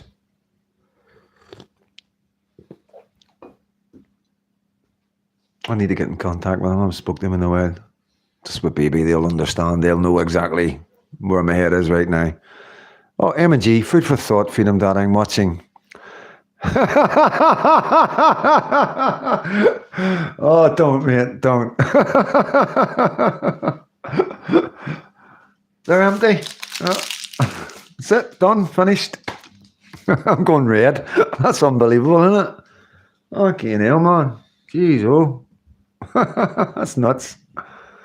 I don't need to touch it. I'll just let them come up. Yeah, scouse. Yeah, from Liverpool. Yeah, scouse. Yeah. It's like Irish stew a wee bit, you know what I mean? But different. Like, I don't know, maybe a wee bit like stovies in Scotland. Maybe that's as close as... I think proper Irish stew is like stovies. You know, that's what I think. A lot of people have a different opinion of Irish stew. The Irish stew I know isn't like watery. It's really thick, and it's, you know, plenty of potatoes in it, bit of pork, carrots. You know what I mean? I don't know what else. It'll come back up. Yeah, it's tulips in season. So, boys. Yeah, he's too old, but he still thinks he can do it, you know. But just in case, I always keep them separate. And you got to stay on your toes, like. Yeah, I like dumplings when I was in the jail, and for some reason, I'm not really keen on them anymore. Strange one, that. I think maybe in the jail there was nothing else to eat. That was quite quick, that one. Yeah, it'd be good to have a sister that brings something down.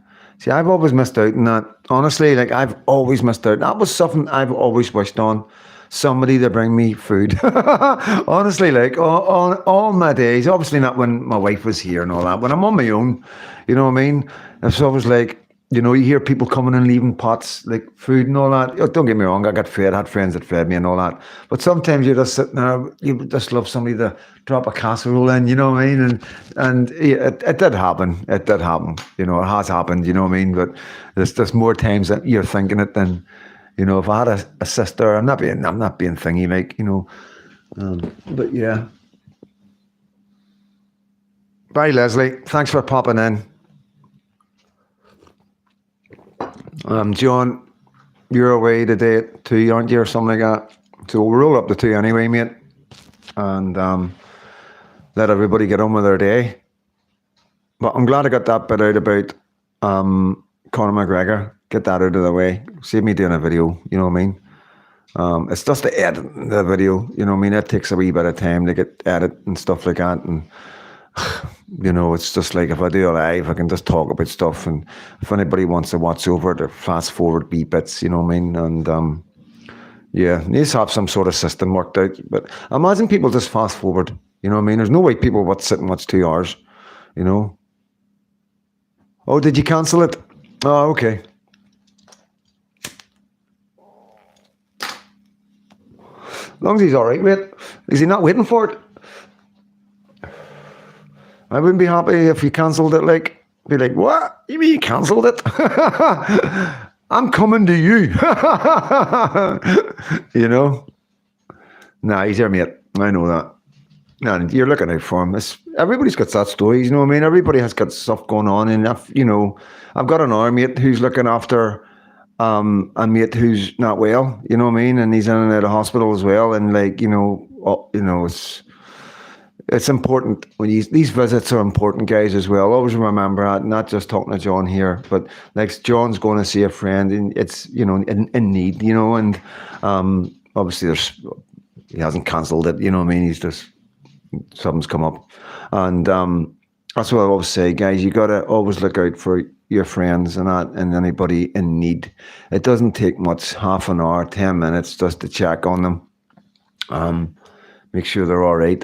Go to a shop if you're going to a shop for them and stuff like that. It's just to have an awareness of people around you. And if everybody done that, I know we live in a world where you can't trust people anymore. And when you go to their door, people hear somebody at your door. Unless you know somebody's coming to your door, I know loads of people won't answer their door. Be tomorrow, mate. Unless something comes up the night, it'll be 6:30, 7:00 the night, but I doubt it. It'll be tomorrow afternoon, you know what I mean, around about this time. And then the weekends are always 6:30, as you know. I always stick to this 6:30 at the weekends. All right, James. Hi, guys. On a mission, on a train. So I'll just say hello and hit the like button. Hopefully everyone is well today. Yes, we're just wrapping it up shortly anyway, mate.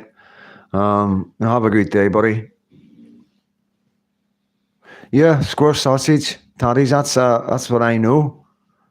That's all I know of stovies. That was what you got in the jail. Scottish stovies, square sausage. Every jail was different. It just depends who the cook was.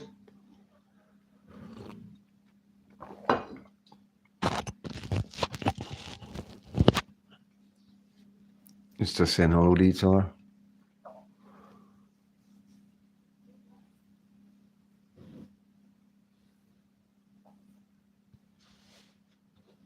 So I hope it's nice where you are as well, guys. It's really nice here. Really, really nice. Cold, but really nice. So got the phone charging as well. Going to go out with a dog shortly. Yeah, pink custard. Yeah, I can remember pink custard. You had pink custard in the jail as well. Semolina. That was a big one in the jail. You always had rice pudding. Every jail does rice pudding. Every jail has rice. Any man in here that's been in prison knows that you get rice pudding in jail, and they're made in big vats. I used to do it. When we were in Scotland, it was all Irish boys, all Belfast boys that were in the kitchen.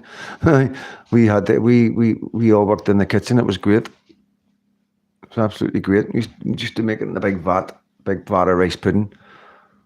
Frog spawn, yeah. Oh, I like that. I haven't had that in ages, by the way. Cornflakes tart. I haven't had that in donkeys. Yeah, and then semolina. You would have semolina one week and rice pudding the next week.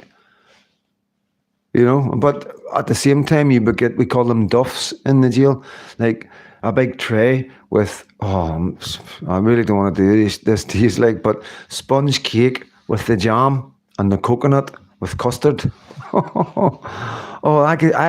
was fights over that. I'm telling you, guys would fight over that particular cake, the jam and the coconut one. And then if you're in a good jail with a good cook, they'd make fudge cake. You had some decent puddings, like always custard and a cake of some sort.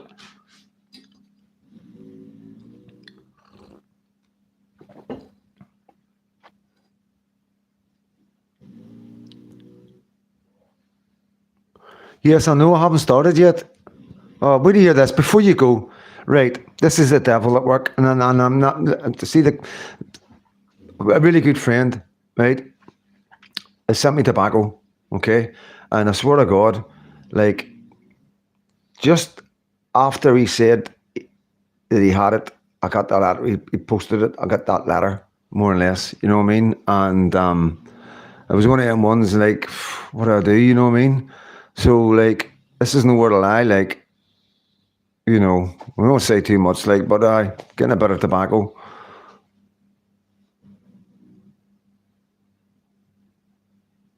Yes, Helen, that's the general conception of everybody right now, if that's the right word. I don't even think that's the right word I've used. But yeah, everybody's saying that. It's really refreshing and it's a breath of fresh air to, you know, and it's what, like I say, what you need to do right now is be an observer. Watch everybody, you know. And when I say watch everybody, like, please don't think I'm talking about our YouTubers, right? The guys that we talk about, the guys that come in here, say hello and all that, and just the guys we talk about. You know what I mean? I'm talking about YouTubers that are like more mainstream, and forget about Tusi as well on that one, because I pretty much know what side of the fence Tusi's going to fall in this one, right? But there's other people out there in positions, and it's very, you got to watch these people. You got to watch what they're saying because you're going to learn from them. Because if they're not on our side and they're pretending to be on our side, you're going to learn stuff. You know, because you can't go forward like that with platforms on YouTube, on any platform, without slipping up here and there. So it's times like this I truly believe we get the most important information. That's my experience of what I've been, what the way I've seen things so far, the way things are going. It's just a very strange situation, guys. We're in a very strange situation. We're in a situation where the majority of the people are really, really angry at what the government are doing, and the government are like really insistent on bringing on and progressing minorities in this country against the will of the people and over the will of people, and the people are, it's affecting the people. What they're doing is actually having an effect, a horrific effect on the people, and yet they're not letting off. They're not letting up at all. You know, I can't imagine the numbers that have come over in the last few days because of the way the weather's been. So, yeah, there's silence coming out. There's things that we're not hearing. This is the time when you pay attention to all these things, 110%. And we're in a really strange time. You know, there's no two ways about it. This is nuts. This is absolutely nuts. We've got reform behaving the way they behave, pretending to be this particular party, then kicking all our right wingers out. And now we know, like I say, I'm going to stick by it. In 4 years' time, the majority of their voters will be from people from other countries and people that voted Labour. 110%. They're setting themselves up for that. When he said we need to bring them with us, that's what he was talking about. He's got no attention to leaving Labour and all them behind. All that. That's not happening. He's wanting them on board, and they're going to come on board to try and stop any of our right-wing political parties that are pushing for immigration and anti-immigration or deportation. They're going to go with reform to protect themselves from that, and reform know this. And that's what reform are setting themselves up now for the next establishment party, being pushed by the people at above. And I can't see any other way that it doesn't.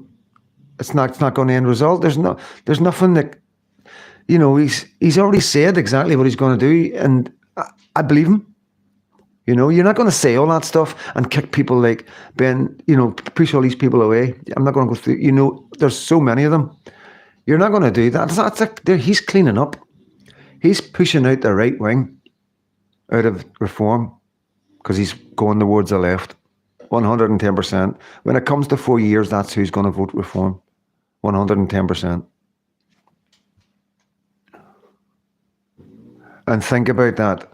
See if he has a percentage of patriots in this country who believe that Nigel Farage is the man for them because they think they don't see what we see because they're not really that much invested. They just don't really pay attention to it at all.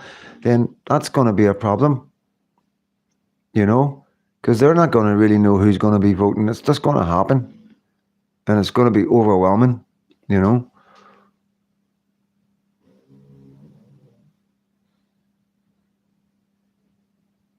Yes, M&G, I've already thought about that. But you know, you can't donate tobacco to donating tobacco to a good cause. Just, you know, I can't see a world. I sold cigarettes in the jail. Okay, 1 for 2 back when I was young. I got opportunities where I could buy cheap prags and cheap tobacco and all the rest of it. But personally, it's not good for you. I could make a lot of money from it, and there's plenty of people who would buy it. I'm in a position where people know me, and I could do quite well at that if I wanted to. But I would never do it. I would never push something onto somebody that's going to kill them. You understand? It's just morally, it wouldn't sit right with me. I wouldn't, and I'm genuinely, it would just eat away at me.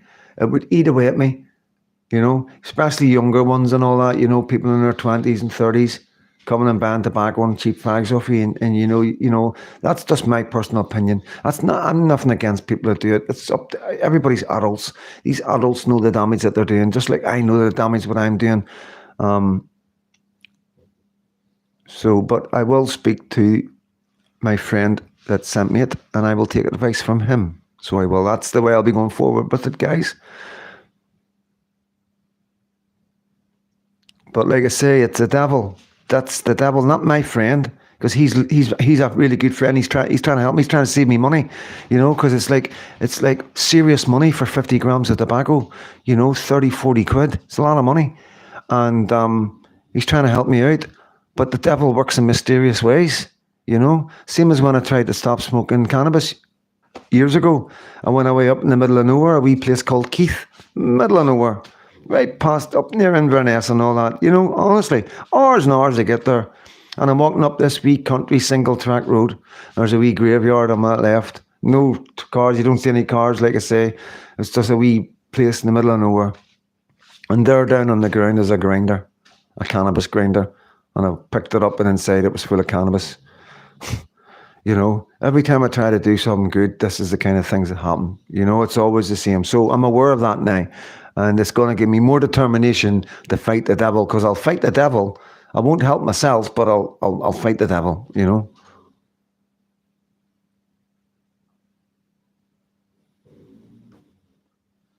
Also, Nigel last year said he was only in this for 5 years. He wants Mosier to take over.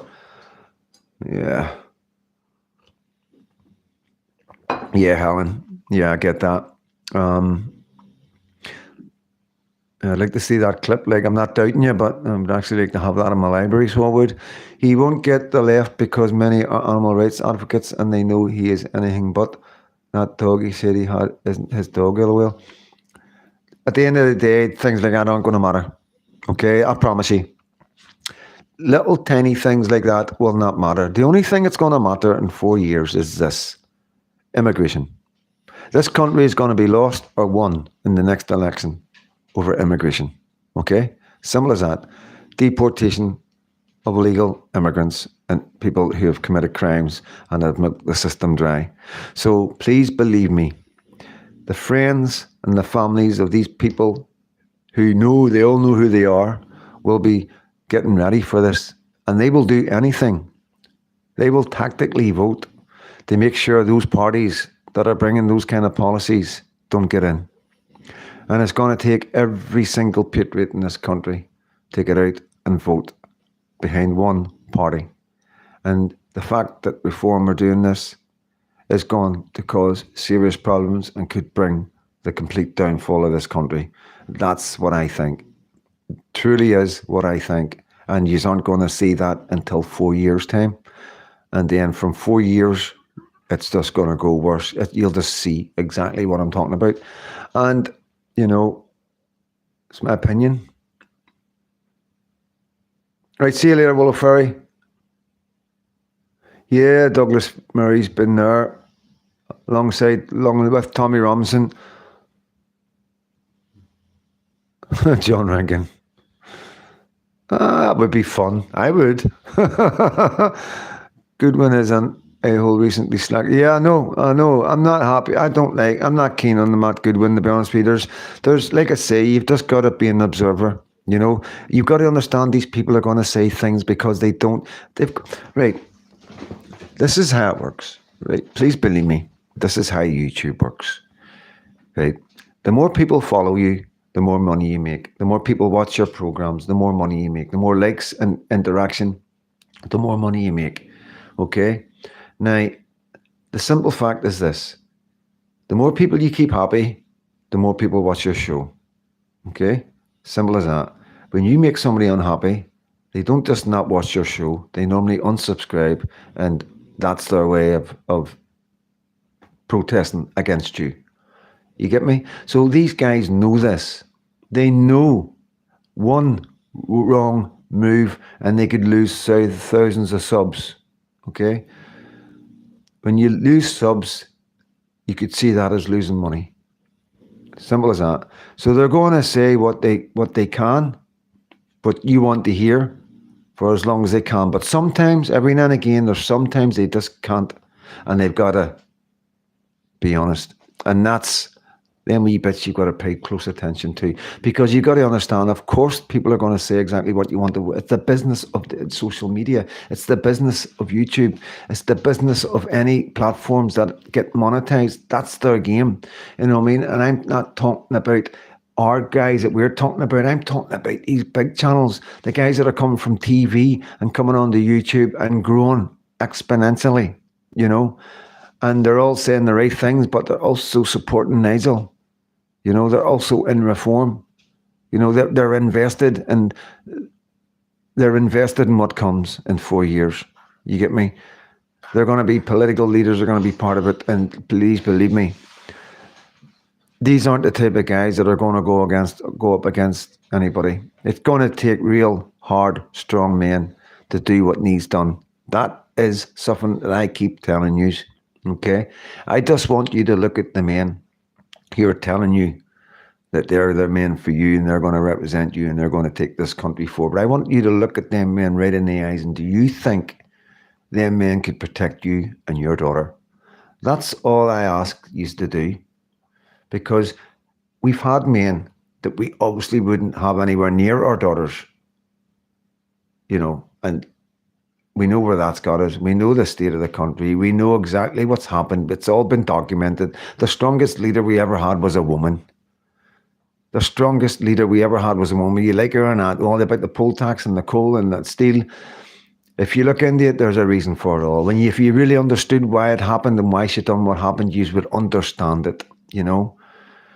Sacrifices had to be made. Unfortunately, it wasn't her watch. All I have, at that time, I can remember being young, but also saying that at that time, if she didn't do it, it would have been on the other party doing it. It doesn't matter who was in power, this was needing to happen. You're not going to buy steel for 40 quid a ton when you can get it for a fiver a ton delivered to your door from China. That was the problem that was going on. My personal belief, as far as the coal and everything was going, it was getting too much to take out of the ground. It was costing too much for us to take out of the ground.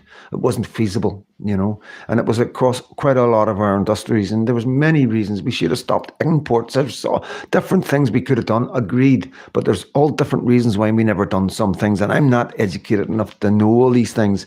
All I'm saying is, in my experience in life, the strongest, most bravest political leader that we've ever had was Maggie Thatcher. No two ways about it. Love her or hate her, put that aside. You know, there's a reason you love her and there's a reason you hate her. Remember that. She's a very controversial figure. You know, how many politicians, most politicians, they're politicians, everybody hates them. Simple as that. You get that. You know, Boris Johnson got a wee bit of love for a while, but after a while that fizzled away. You look back at every leader we've had, and they never had the support of the people. They never. You know, Maggie Thatcher did. Maggie Thatcher could go out and speak to the people. Maggie Thatcher could go out into any community and get love from most of the communities. None of our other politicians could do that. Starmer certainly can't do that. Starmer can't go anywhere near any of the communities in this country that represent us. I know. No, I will be 100% genuine. Listen, I've been here, I don't know how many times, and I'll try my best, like, you know, but geez, it's really difficult. I've been smoking since I was 10 years old. But I know I can do it.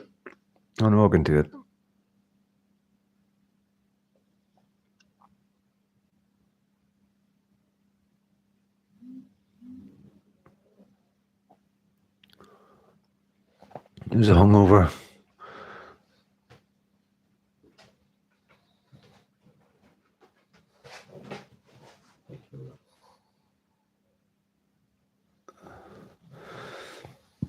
Yeah, so that's the way I would go forward, guys, with like looking for leaders and people representing you, and that's the way I would say to people. You know what I mean? It's basic stuff. You know what I mean? You start off by looking at a man. You think, can he represent me? Can he protect me?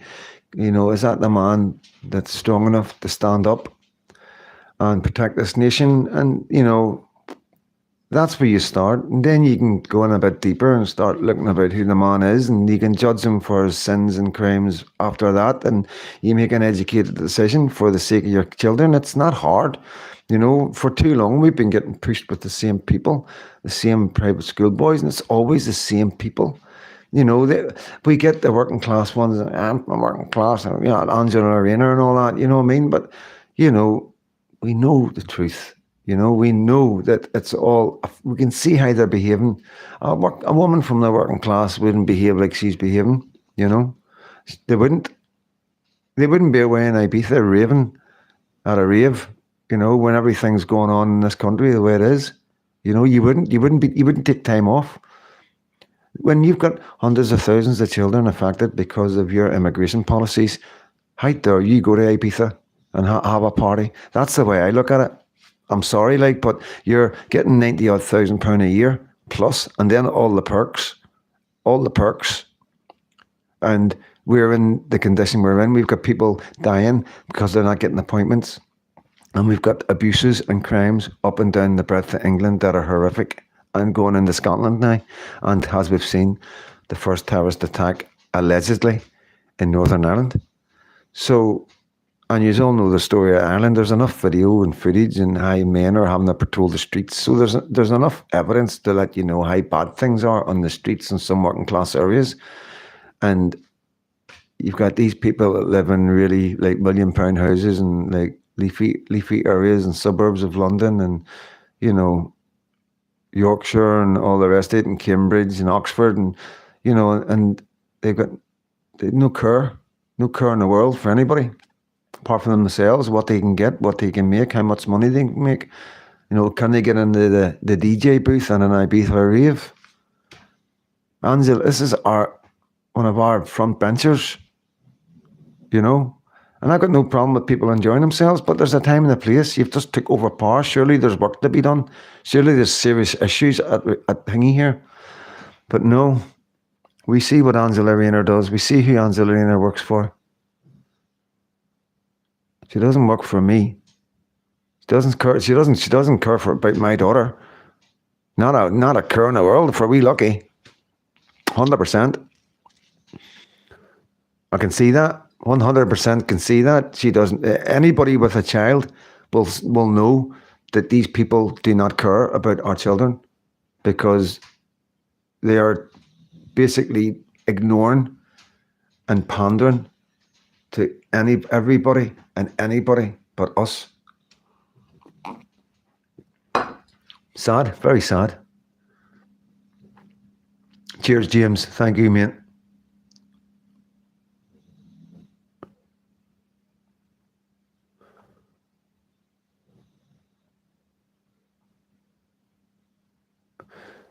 Lindley Hoyle, 270 grand on luxury holidays last year on our expenses.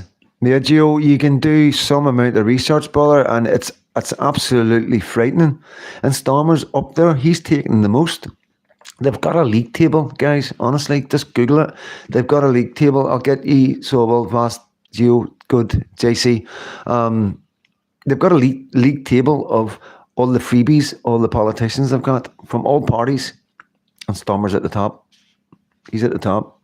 He's the greediest of them all, you know. And you've got to wonder why he's taking so much stuff. Why is he being offered so much free stuff?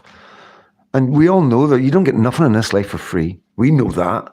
That's, you know, anybody comes up and hands you something for free, you know fine rightly, unless they're like a brother, somebody that really cares about you, you know, somebody that you know really well. You know there's a hidden. We all know that. You know, many times have we been bitten by taking something, you know, and then it being reminders, oh, remember I done that, and you're like, pff, you know what I mean? Nothing's for free in this life. Reform is not a political party, it's a company limited, just vote for normal people. Yeah, definitely, mate. Cheers. Do you see Muslims don't even like Stormer or Rayner now?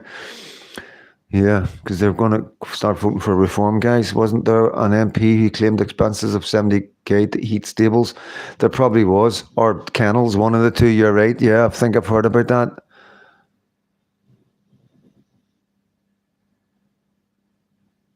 So what? Do you want free stuff?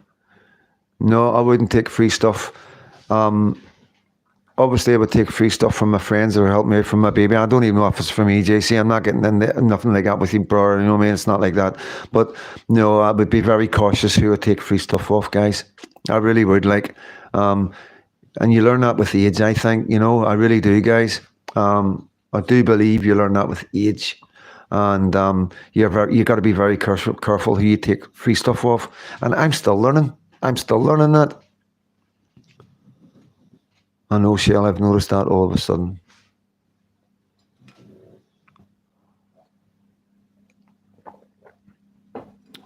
Hidden agendas. Yeah, this is a big problem with politics, you know.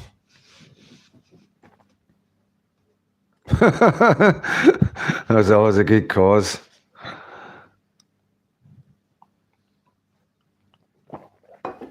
No, let's see, that side of things is going to be easy because I have just been doing the roll-ups and I have come away from cigarettes and I have cut right down as well, guys. I really have been. I am really trying this. I'm really going for this, and I'm not even going on the big patches. I'm going on the smaller patches to start with, because I think when I go on the big patches, I end up with a bigger addiction, because I do believe in my head that the patches are for people that smoke 40, 50, 60 a day. And I've only ever smoked 20 a day max, if that, sometimes only 10 a day, you know, so I've been putting the big patches on and then struggling when I go down to the wee patches. So I think I've been getting addicted to the big patch rather than, you know what I mean? So this is the first time ever I'm going to go straight onto the smaller patch and work from there with a wee bit of help with some little mints or something that they're going to give me. So yes, I am like getting the wee brother ready and all that, and I am going for it, and I am going to try my best. And yeah, guys.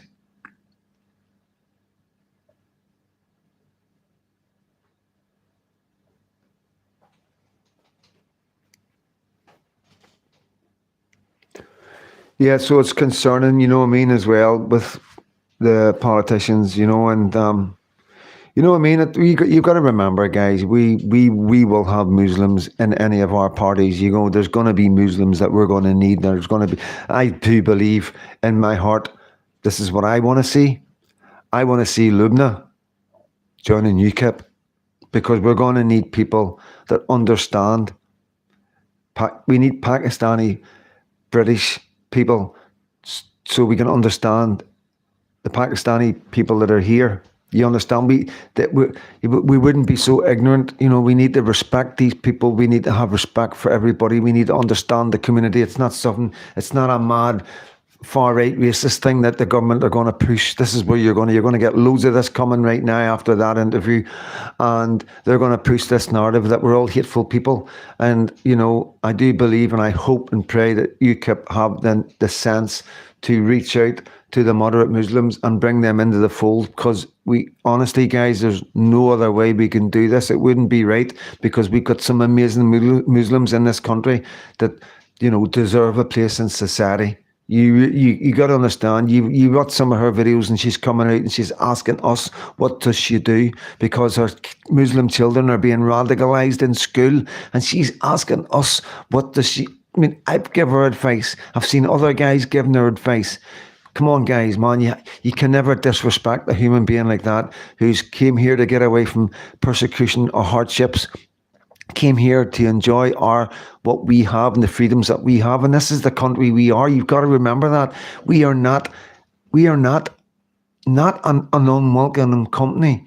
We are an unwelcoming country to the people who are coming in to cause problems, but we are welcoming to people like Lubna, because they are amazing people, and I need you to keep remembering that, you know.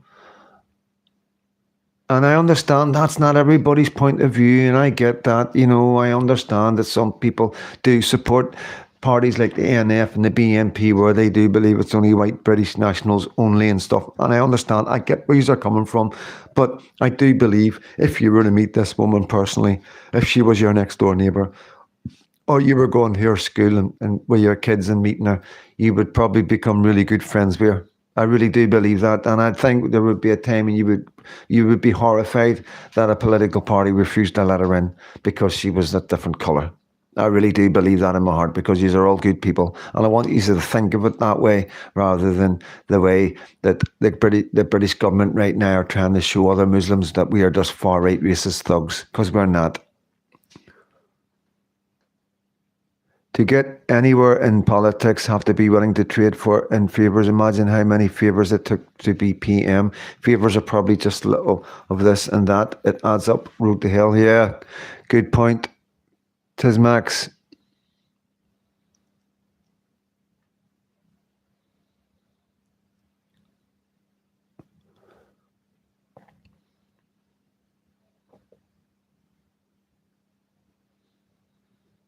I hate it when I mate casting up 3 months later and you have forgot what you're on about. Period of the day. I know.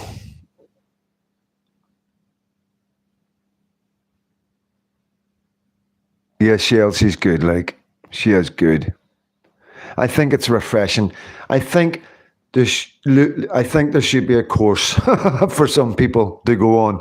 I really do, and I think what's in Lubna videos should be on that course. Because yeah, I just believe there's a lot of people waking up right now in the middle of a shitstorm. You know what I mean? That's what it feels like for them, and they're just getting overwhelmed with it.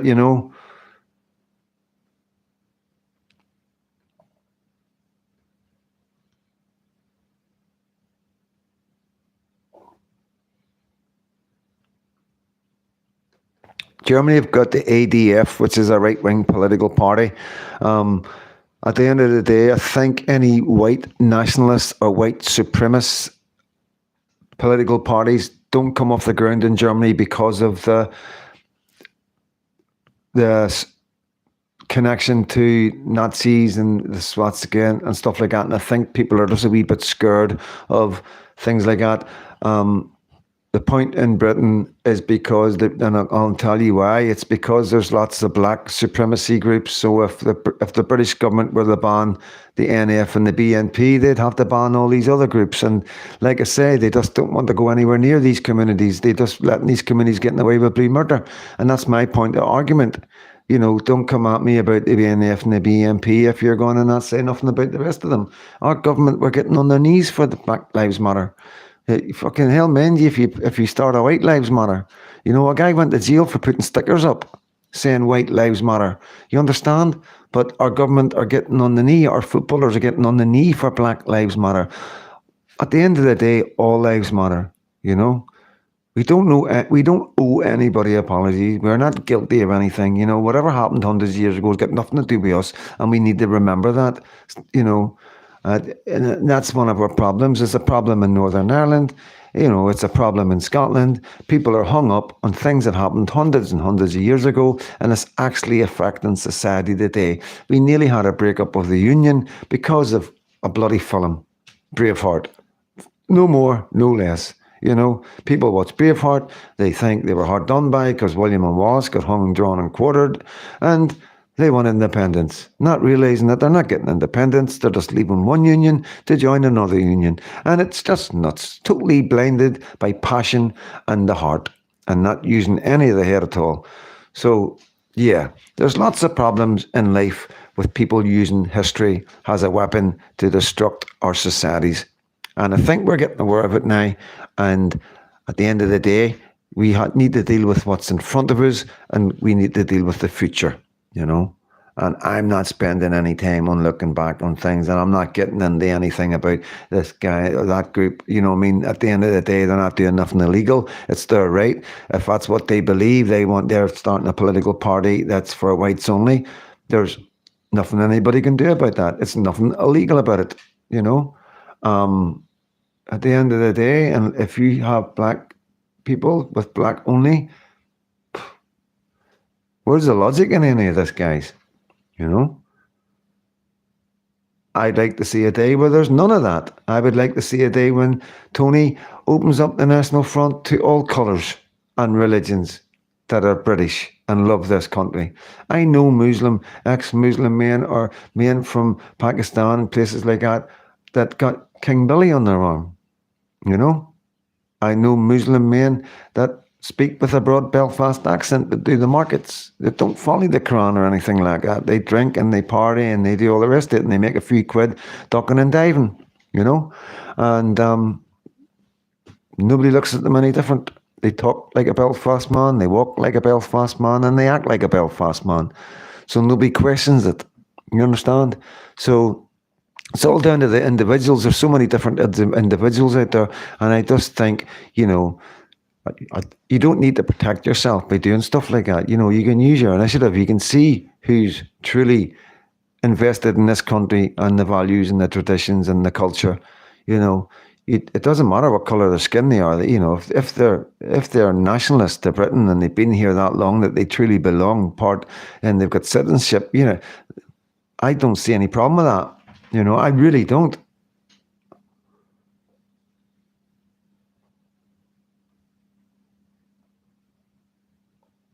Yeah, Helen, 110%, 110%. If people love our country, culture, and the people, it doesn't matter what religion or colour they are, you know.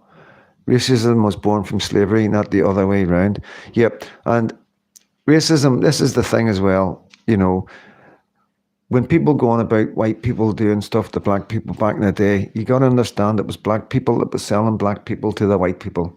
You know, that is clear in the history books. You know, you just need to go and have a wee research and have a look and listen to other black scholars and educated black people that will tell you the truth. You know, they speak up out against Black Lives Matter. They have them on their podcast and on their shows, and they show the true racism that's in Black Lives Matter.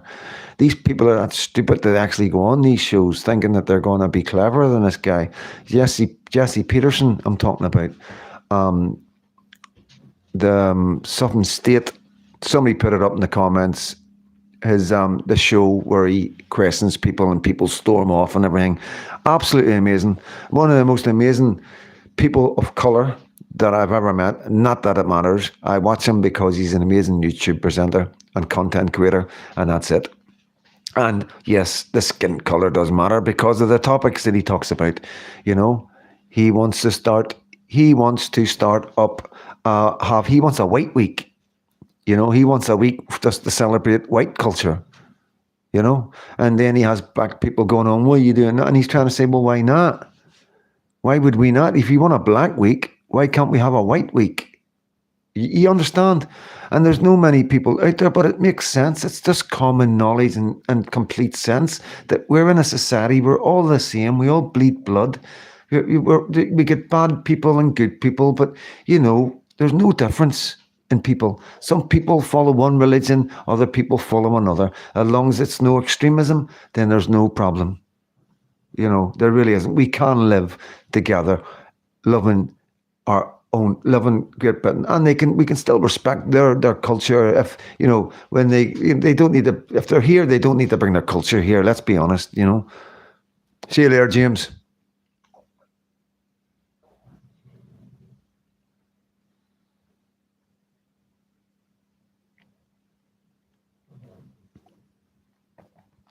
You should look into it, Giovanni. It's very interesting. You know, if you just get, you know, if I tell you what a good one is, there's a good one in at the BBC, I think it is, guys, and it's like different stages of the Troubles. I think there's 3 parts to it, which is quite good. But you can research going right back to the Battle of the Boyne forward, and it'll give you an idea of what it's all about and how the Battle of the Boyne in the 1690, 300 odd years ago, was implemented in modern day aids to create division for other benefits, you know, like for Britain, you know, and it is basically pretty straightforward. You know, there isn't much really they work out. It's pretty straightforward. What you will read will be truthful. What you see is right, and whether it'll get you emotional or you feel sorry for people and all that. That's all part of the journey, you know. It's just the reality of it. But I think you should know the facts, and that way you'll always understand it from my point of view and from James Cahill's point of view, and you can see the difficulties of two men coming together, Gio, you know what I mean? They're trying to navigate this world with everything that's thrown at us and how we're meant to behave, how socially we've been brought up to behave against each other, and how difficult that world is to navigate, and it is really interesting to look at, because then you understand how difficult it's going to be to have peace in Northern Ireland, because it has always, it doesn't take a lot of extremists to cause a lot of problems. And this is one of the problems in England right now, with the communities being segregated, just like Northern Ireland, Protestants and Catholics, segregated communities. That's how it all starts. That's creating a division. And then you've got two different communities. You're easier to control for the police. You've got the Protestant areas over here, right? Close that bit off, deal with them. Got the Catholics over here, right? Close that bit off, right? We can deal with them.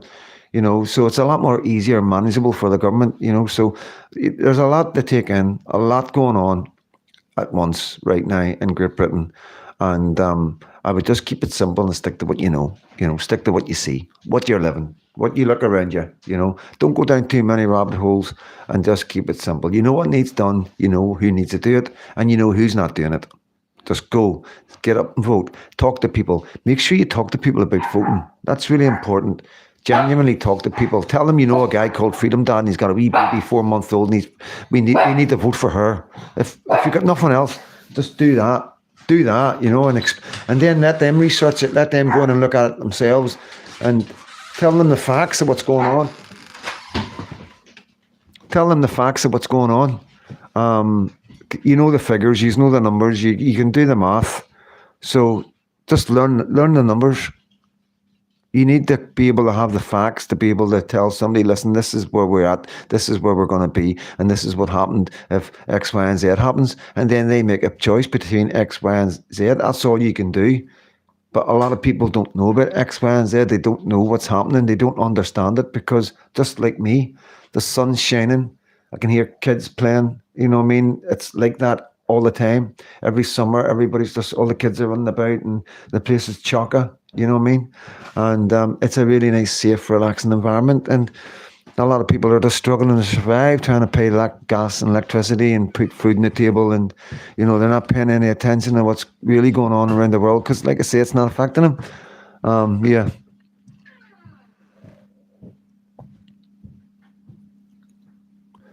Two Royal Navy ships.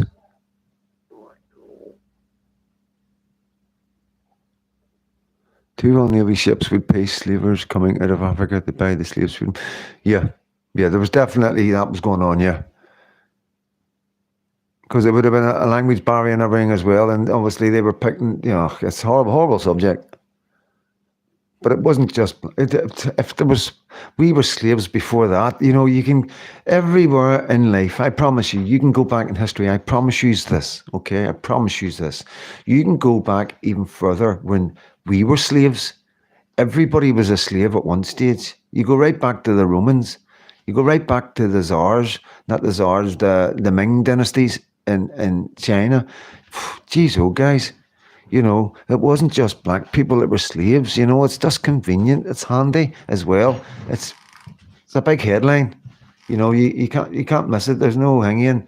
It covers, like, anybody goes from really dark to brown to light brown. It covers a big scope of people, and everybody just jumps on that bandwagon. And I've got relatives that was involved with slavery, and I must have. That's the way they are. But, like, really, we could all do that. We could all really sit there and go, you know what? I've got relatives that were involved in slavery.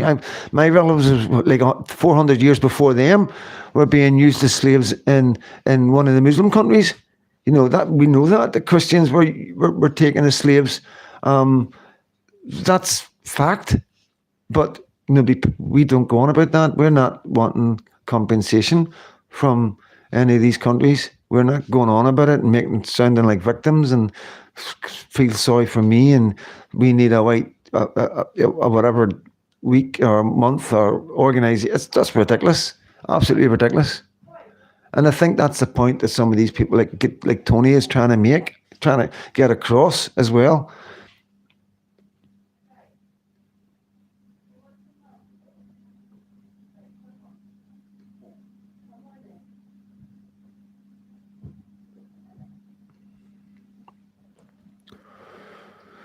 Yeah, smugglers wouldn't enslave Europeans to auction. Yeah, 100. So this is all facts, and just, and some people are sitting there going, well, Freedom Dad, why is it like that then? Why is it Black Lives Matter, and why do we go on about slaves, and why is Lammy wanting to pay trillions to people that are alive? Because they're greedy. They see an opportunity. They see a weakness in us, and they're taking advantage of it. It's as simple as that. These people around the world are taking advantage of our weak governments, and they see that if they just put a wee bit of pressure on, look at that. They must have thought themselves, we'll try this, we'll hit them with that and see. And then they've got to come back, oh, they're listening to us. Because there's a chance we could get millions and trillions here from these headers. They will be as shocked as we are. Please believe me. Don't be thinking that this is something. This is high mental. This is something that was started by a lot of extremists that threw something out as a laugh, and it's came back, and the government have taken them serious, and then they've all sat up, and then they've really got behind it. And Lammy's just feeding into it. Lammy's just feeding into it, guys. Our government are feeding into it. It's mental. So if that's how soft our government is, can you see why we're giving so much? Anybody that says, oh, I think you should give them his 50 million, or I think you should give them his money, the government are going, here you go, just like the Bidens. That's why we've no money. That's why they're hitting all our guys with mental health. That's why everybody with mental health right now is going to lose money,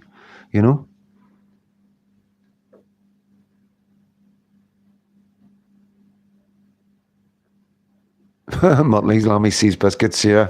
But yeah, the thing is, we can all name these brilliant people. It's just getting them to all work together. Yeah, Yvonne, you're right. You're right. And like I say, I honestly do think they will. But listen, I'm going to wrap it up. I didn't realize it was 2 hours and 21 minutes. I really didn't. Wow. I can remember seeing it at 30 minutes and saying, wow. Right, so there's wee Lucky. I'm on this. My wee Lucky's arrived. She's needing her dad by the sounds of things. Thank you all for jumping on. Great wee live as always. We're up at 2 hours and 20 minutes. Can you believe it? Crazy subjects as well. Hard-hitting subjects. A lot of stuff nobody else is talking about. So it is quite refreshing just to get all this stuff out there and talk about it. And it's quite unusual when you hear stuff but like I say, I always tell you who to go and look at. When I talk about the blacks and slavery, I'll send you to a black guy, an intelligent black person who will tell you exactly the truth. If I'm talking about Muslims and Pakistani Muslims, then I'll send you to a Pakistani Muslim who will tell you the truth.